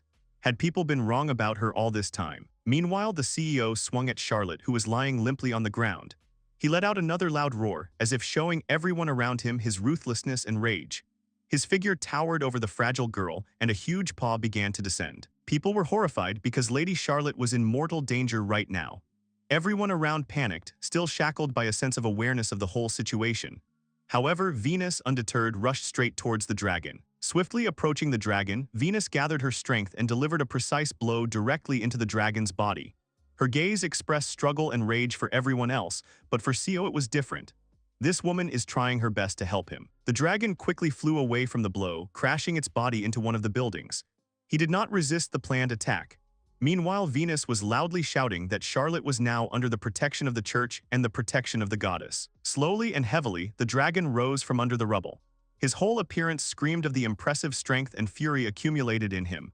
People stared at him in fear while Venus was still blocking Seo's path, shielding everyone from him. With a whistling sound, the dragon suddenly soared skyward. From its mouth came such a deafening roar that it could be heard even despite the distance to the ground. No one could see it anymore, but bitter tears appeared in the eyes of the unfortunate dragon. The silence continued until the figure of the dragon against the blue sky became very small. Bursting into cheers of victory, the mood of the crowd immediately rose to the skies. The dragon flew away. This fact was undoubtedly a great joy for everyone. There was no limit to everyone's happiness. It was as if the people had forgotten everything that had happened up to this moment. They turned their gazes to the sky, giving glory to the goddess who saved their lives. Only Venus did not have peace of mind. Everything turned out as planned by the CEO. Just a minute ago, people were acting as if Lady Charlotte was to blame for all their misfortunes. But now they are unreasonably happy that she was saved from death. In the soul of Lady Venus, an aversion to all the people around her was born. The woman just couldn't believe that this was literally the only solution to save Lady Charlotte. A tear rolled down the girl's sleeping face, falling from Venus' eyelashes. She will never forget the sacrifice of the noble and brave dragon. Meanwhile, somewhere high in the sky above the city, a dragon was hovering. He watched the general rejoicing, heard the cheers of the crowd. But his gaze was fixed on his beloved Charlotte, whom Mrs. Venus was carefully holding in her arms. The dragon closed his eyes sadly. He was grateful to Lady Charlotte for everything she had done for him, for all the time they had spent together. But he understood that they would not see each other again because this would arouse great suspicion towards her. Distant images of the past began to flash before the dragon's eyes. The warmth of Charlotte's embrace ghostly enveloped him as when he was still a very small dragon. His eyes stung unbearably and his jaw clenched with intense longing. The memories still did not want to disappear, constantly flashing in front of my eyes like a kaleidoscope, bringing down new waves of pain on the poor dragon's heart. The pain from the wounds on his body was nothing compared to the pain of his soul. Her eyes filled with tears. Unable to find the strength to continue looking at the city, tormented by memories and the desire to return, the dragon turned away. The beating of his wings was as heavy as his decision to leave his beloved. The figure of the dragon was getting farther and farther away in the sky. Lily held Richard's hands in her palms, telling him that she was so scared of what was happening to her.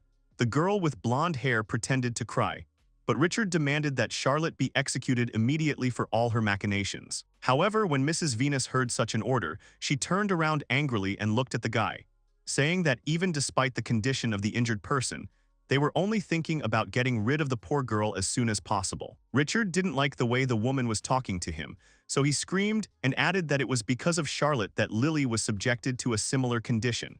The blonde-haired girl confirmed this by talking about how hard it was for her. Mrs. Venus was tired of listening to such lies because what Lily was saying was absolutely not true. After waiting for the right moment, the woman aptly threw something small into her companion's mouth. The girl did not expect this. It turned out that the woman threw something edible to Lily, and because of the surprise, the girl with blonde hair swallowed it. Mrs. Venus asked if she liked what was inside her. Worried, Richard approached the bride, asking how she was. Deciding not to waste time, Mrs. Venus quickly began to ask the question of whether the girl remembers how her parents died and what happened to them.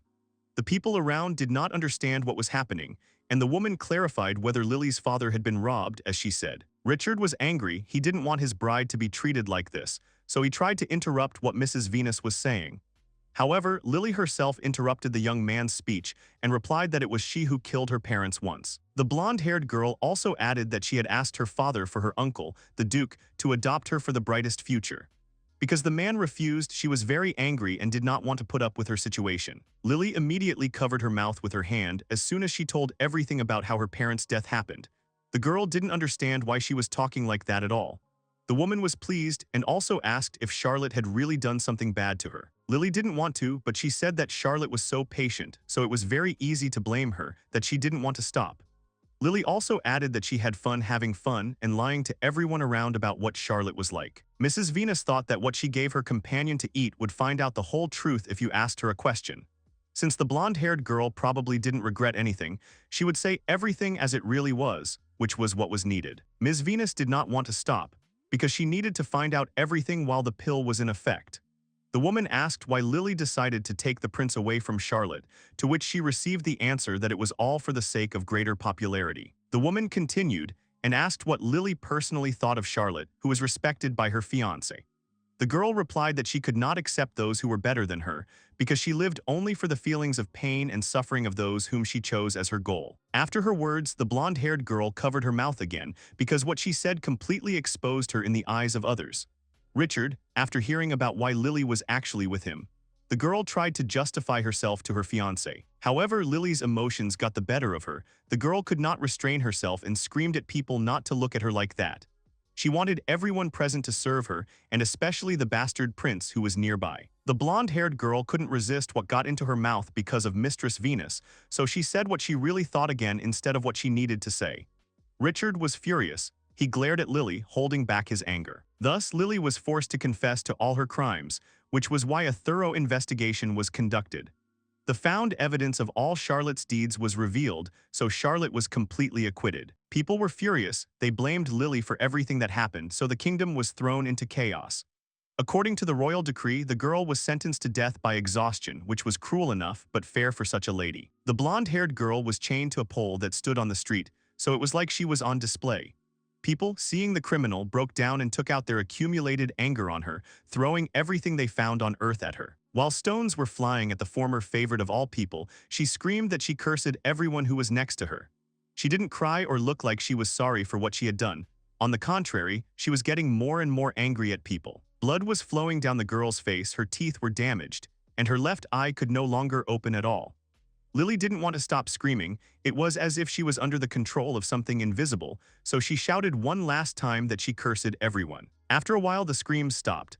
3 days have passed since the girl was chained up. All the time Lily couldn't move, she never once, even in all the pain, showed remorse for what she had doomed Charlotte to. Because of what happened, Charlotte's whole family felt guilty because they didn't believe her. The father blamed himself and did not understand why he did not listen to the words of his own daughter, blaming her for everything. He wanted his daughter to know how sorry he was for everything. People were very depressed, but this was not surprising, because almost everyone aggressively accused Charlotte of crimes in which she was not involved.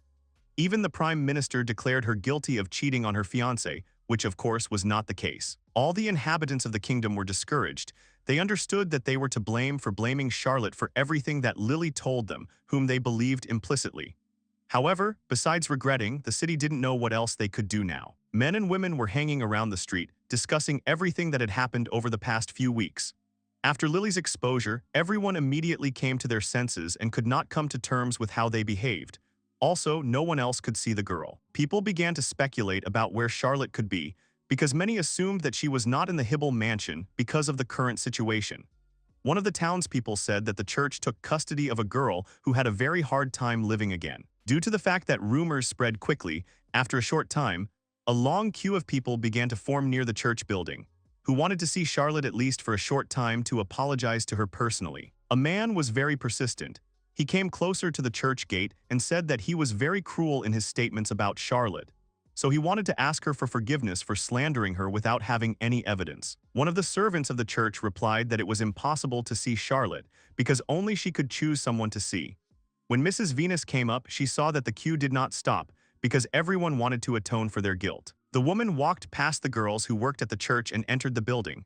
She saw a lone figure standing near the window.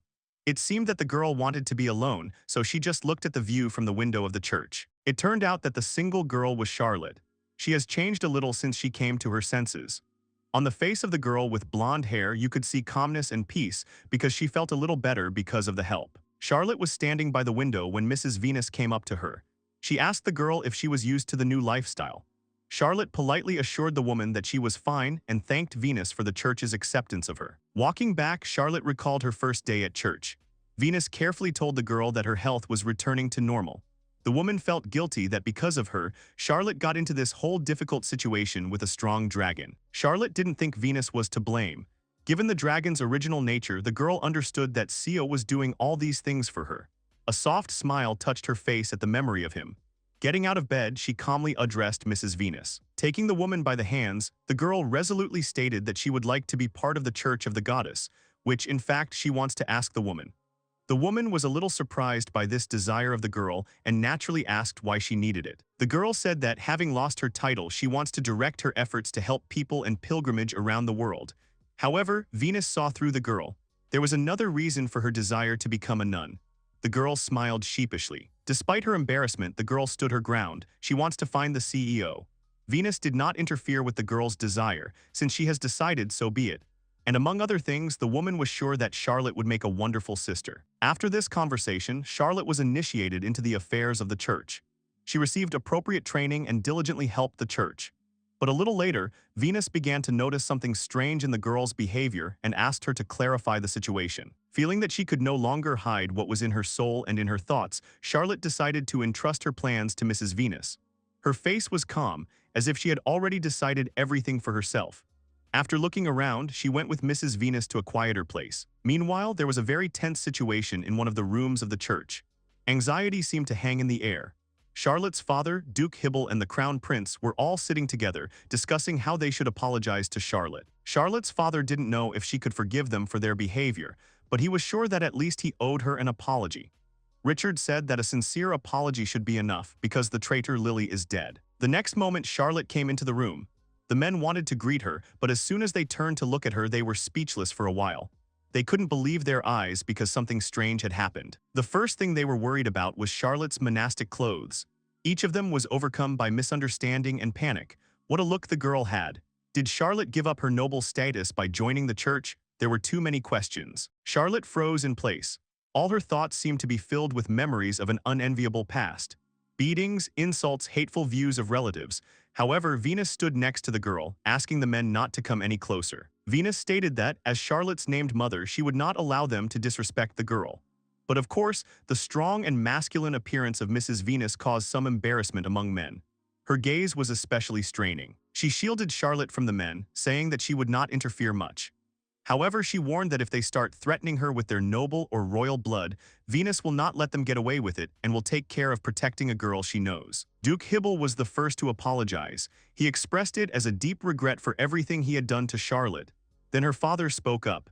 He said that he could not justify himself, but he wanted to apologize. Richard was the last to apologize.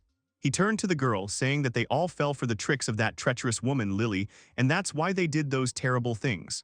However, Charlotte's kindness freed them all, for which they are grateful. However, Charlotte was not at all impressed or moved by the men's apologies. The tone of her voice remained even and her face remained calm. There was no trace of emotion in her expression. She politely addressed Richard and Duke Hybel as she prepared her speech. Charlotte said she had heard enough. However, even though her heart shrinks while thinking about their shared grief, she couldn't feel just that one thing. She didn't even let Richard put the blame on Lily alone, firmly cutting him off in mid-sentence. After measuring the men with a stern and cold gaze, she slowly and clearly expressed her opinion about the current situation. She would never be able to forget the look on their faces when every single one of them, sentenced her to death. It was unforgettable. Taking advantage of the silence created by the shock of the men, Charlotte gently bowed her head, expressing respect. She is grateful that they raised her, but from that moment on she renounced her family and had the intention to live in the status of a nun. Amazed by such speeches, the men fell into a stupor for a couple of seconds. Richard couldn't even stand on his feet, falling to his knees on the floor. Each of them could not accept such a situation because they already had a plan in which they saw the girl's behavior differently. Charlotte just turned her back on them, preparing to leave the room. She had nothing more to say to these people. She has no business left to settle. Richard, finding the strength, got to his feet and tried to stop his ex-fiancée. Richard screamed about his feelings for her. He loved her, he wanted her by his side. What's the point of becoming a nun if the only happiness for him is their life together? With tears in his eyes, he began to beg her to come back to him no matter what. Mrs. Venus placed her hand protectively on the girl's shoulder, intending to help her leave the room without unnecessary problems.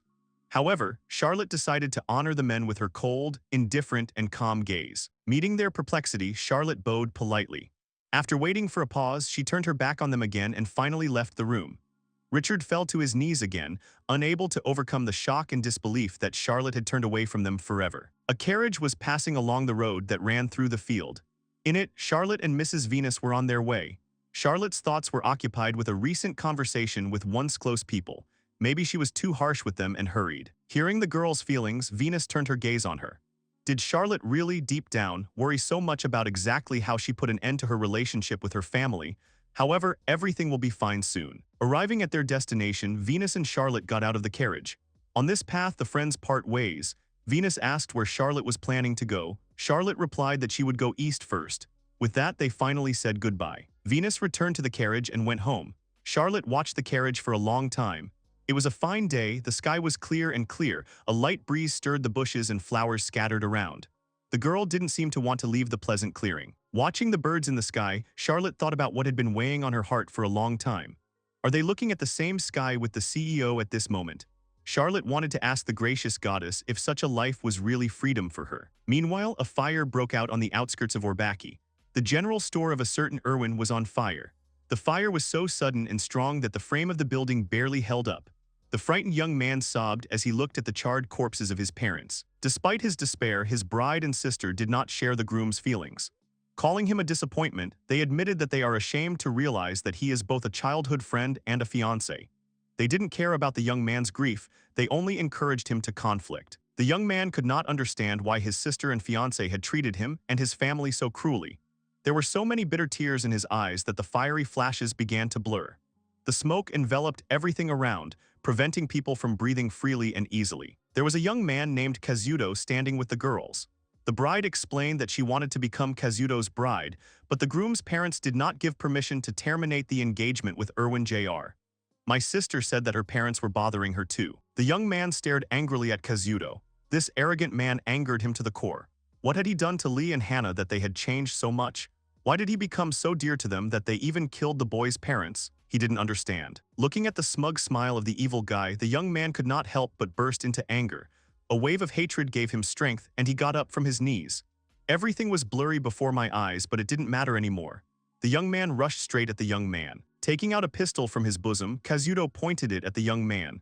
It happened so quickly that the young man did not have time to react. No one in his place could. After just a couple of moments, deafening shots rang out. All 4 shots hit the young man's limbs directly. Men were not needed in Kazuto's harem, so the young man's elbows and knees were shot through.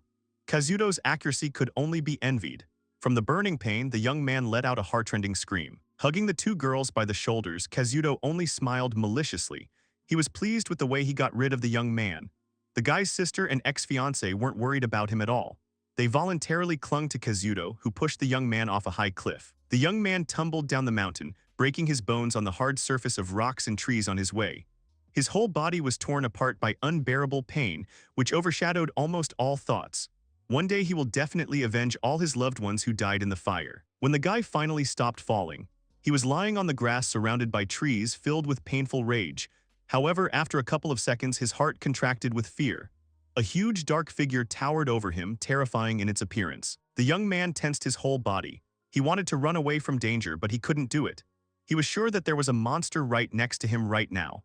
However, the strength was rapidly leaving the young man, forcing his eyelids to slowly but heavily close. Meanwhile, in another part of Orbach, Charlotte left the carriage. Looking at the entrance to the city, Charlotte was talking to herself.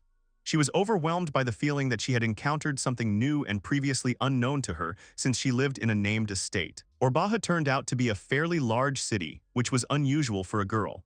Tall buildings towered everywhere, and various plants and shrubs were planted in the center of the city, which formed incomprehensible patterns for the decoration of the street. Looking at the city, Charlotte wondered where the local church might be.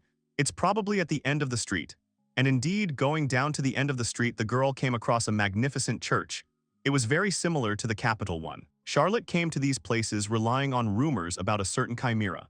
Based on her own experience, the girl decided that it would be better to go to the local church and ask the priests and sisters, because they definitely had to give the necessary information. Charlotte went to the door and opened it to enter the church. It was quiet and gloomy inside, as if there were no parishioners in the church right now. The girl's footsteps echoed softly throughout the main hall of the church. For a moment she had doubts. Directly opposite the main doors, on the opposite wall, there was a multicolored stained glass window. The small pieces of glass made up the image of Sonira and the legend of the god of the two pillars, which the girl had heard about since childhood. Looking at the stained glass window, Charlotte thought about the CEO again.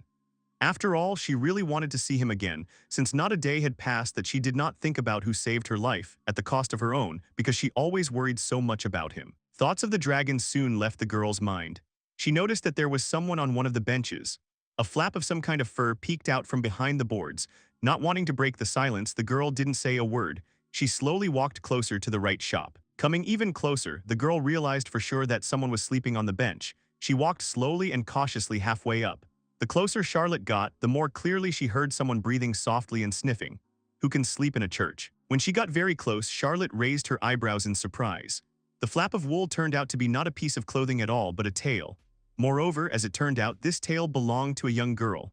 This girl turned out to be a half-human. Charlotte looked at the girl who was sleeping on one of the benches inside the building and asked her why she was sleeping in such a place. However, the girl did not wake up, so Charlotte was worried that the stranger might get sick in this form. Charlotte began to think about what was best to do with someone she didn't know anything about, but other than taking her to bed, nothing came to mind. In a dream, the stranger began to talk and ask for help, calling a man named Senel. The girl, sleeping for some time in the church, had a dream about the time when she was in captivity. She was mistreated because she wasn't a real person. Such half-humans were compared to demons and witches by ordinary people. However, someone specifically caught and kidnapped such residents because they could build a good business while someone had a demand for half-humans. The girl did not listen to what the man was talking about. She missed her parents. After the man loaded the girl into the carriage and sat down himself to take her to a certain place, from which the half-human would have left with her new owner, something crashed into the vehicle, breaking and scaring the poor horse. The man who was driving the cart did not understand at first what had happened, however. After some time, he realized that he had been attacked by bandits. Due to the fact that the man was only worried about himself, he decided to run away, left the girl alone under the rubble. The half-human was lying on the ground. She was slightly injured, but she could get up so as not to stay in place. Later, the girl heard someone's voice saying that he did not want to harm the girl, whom, on the contrary, he wanted to save. After a certain period of time, a young man appeared in front of the girl, who smiled and asked the victim if she was all right, and if she was badly hurt because he overdid the gunpowder to hit the carriage. The half-human looked at the outstretched hand and did not understand who decided to help her, and most importantly, why, because people often did not care that someone had any problems. Without thinking twice, the girl decided to accept help anyway and took her hand. After the young man helped the girl out of the forest, he took her to some other place. Someone scolded the guy for doing something dangerous, but Senel said that he couldn't just leave someone he could save on his own. After Senel added that if he had not helped the girl, she would surely have died, the woman who scolded him was embarrassed. The half-human did not look very well. She was battered, but she thanked her savior and wanted to leave. The woman with dark hair said that she shouldn't leave, because she could stay in this place. The man who came up added that it would really be better for the half-man to stay, because he might get caught by some evil merchant again. The girl was ready to be accepted as a full member of the family, so she can just help with the housework while staying at home. The half-human was worried that she might be in trouble, but the young man replied that it wasn't that important. Senel said that the girl's race would not matter to his family. Appearance also did not affect their impressions of her. It was important to them that the half-human felt comfortable in a new family, because she could actually just stay with them. After the young guy added that he would protect the girl from everything that happened to her anyway, he officially introduced himself and waited for the moment when the girl would also tell everyone what her name was.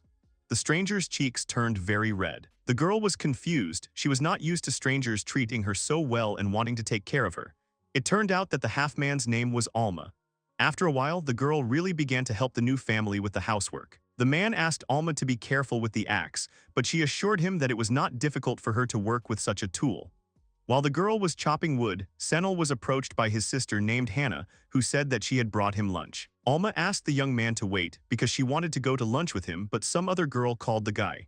Senel asked why Lee had come to him because they had not made an appointment, although the guy was very glad to see her. The girl with long and dark hair replied that she, as a bride, did not need to be warned about her visit because her fiancé was Senel, so she wanted to see him as often as possible. The girl was smiling. She liked the fact that the guy was glad to see her. Senel did not even pay attention to the fact that Alma was calling him. He just turned around and left with his bride holding her hand.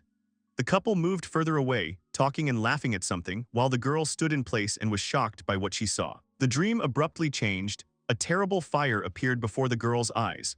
The building in which the half-human lived recently began to collapse, and not far from the house lay the skeletons of kind people who accepted her into their family as a new daughter. Alma saw Senel screaming loudly in pain because he was shot by a man standing surrounded by two others.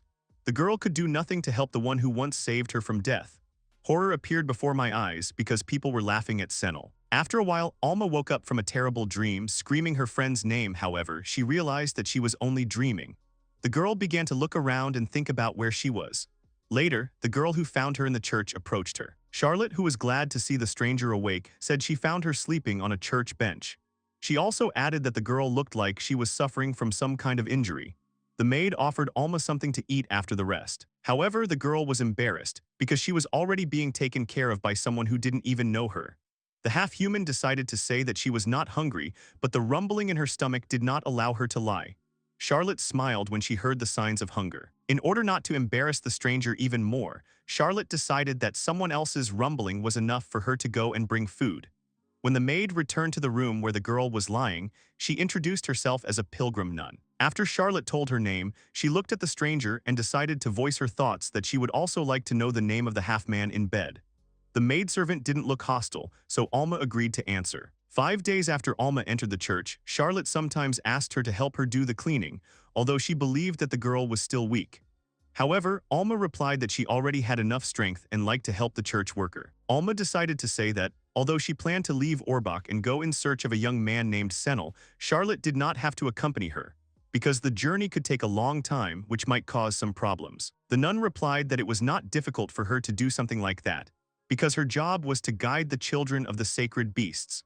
Charlotte was worried that Alma might get into trouble again, so there was no way she could be allowed to go so far alone. After Charlotte mentioned that she was going with Alma also because she was looking for someone herself, the girl had a question about who such a beautiful girl could be looking for. Alma was somewhat envious of the life of a nun from the church. However, the girl hastened to interrupt such thoughts because she could not give herself up to emotions and regrets. Charlotte was surprised by Alma's abrupt change of mood and asked if she was okay, but the girl immediately decided to change the subject. Alma suddenly became very cheerful and began telling Charlotte about how she enjoyed cleaning with her. The girl took a broom and began actively sweeping the floor, and the nun began to cough due to the fact that dust rose everywhere, of which there was a lot. While Charlotte and Alma were cleaning, a man came into their room. He was surprised at what the goddess's church was like from the inside. The young man with dark hair was in the company of two girls, one of whom was Lee, who did not expect to see Alma in such a place. The half-human was terrified of what she saw in front of her. She immediately recognized the girl who was Senel's fiancé, as well as the guy whom she saw from afar but remembered, because it was he who shot at her savior while there was a fire in his house. There was a cave in a remote place from civilization, which was carefully covered with large leaves attached to a long stick. The leaves slightly covered the entrance to the cave, in which a sad dragon was sitting who was having a hard time. Seo was very upset that he had to leave Charlotte because he loved her so much, but he understood that he had done everything to make her live peacefully. However, it was still hard for the dragon to hold back his tears, which did not stop flowing down his face. The creature was forced to leave the young lady, but this did not mean that he began to feel hostility towards all people. Seo felt for himself what it was like to be a wild monster who was always alone and away from all creatures. It has been a month since the dragon left the capital, and after such a short time he felt that he had become stronger.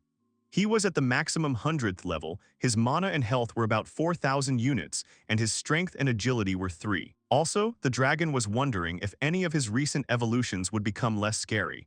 Because even being the way he is, he will be able to find an outcome that he can follow so that people finally like him and not be so scary to them. After looking at the various versions of his appearance along with his skills, the CEO did not notice anything good, because all the options were similar to each other. Since in any case he remained a mad or cursed chimera with strong abilities in battle. However, the creature wondered what kind of magical abilities it had. Rising up a little, Seo looked at the sign that appeared in the air and saw on it some mentions of shark skin skills, as well as gravity magic. Deciding that such abilities would be useful to him in the future, the CEO decided to add them to himself in order to activate them if possible. After the dragon agreed to the addition, he lit up for a while, gaining several new abilities. After the acquisition, the dragon decided to activate the shark skin skill on himself to try it out.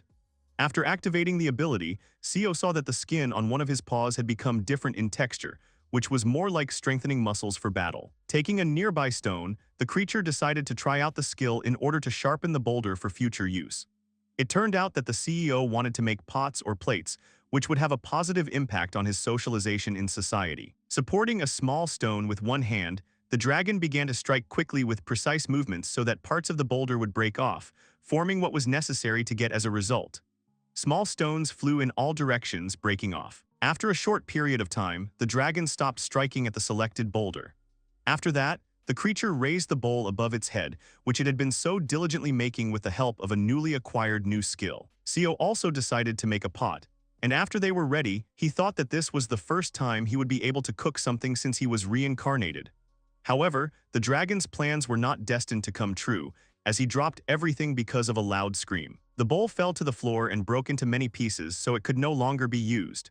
CEO was shocked. He did not expect that someone would suddenly scare him, which would cause him to drop his product, which he so diligently made of stone. To deal with the one who dared to distract the CEO from his important business, the dragon ran out of his hiding place and headed into the forest. All he had in his head was that he would deal with everyone who distracted him and caused his bowl to fall to the floor and break. Passing by another tree, CEO saw that a human body was lying on a small field. The young man looked young enough, but he was unconscious, so it was not entirely clear what had happened to him and how badly he was injured. The dragon did not think long about what he needed to do, because he would never leave someone who needed help. After some time, the CEO was able to bandage the wounds that he saw on the young guy, believing that this would be enough for the first time. Looking at the revealed characteristics of the man, the CEO saw that the young man's health was slowly recovering. Looking at the skills and abilities, the dragon realized that the stranger reminded him of Lily, because she possessed something similar. Since the young man did not wake up, the creature decided that for a while it should just be left in a convenient place.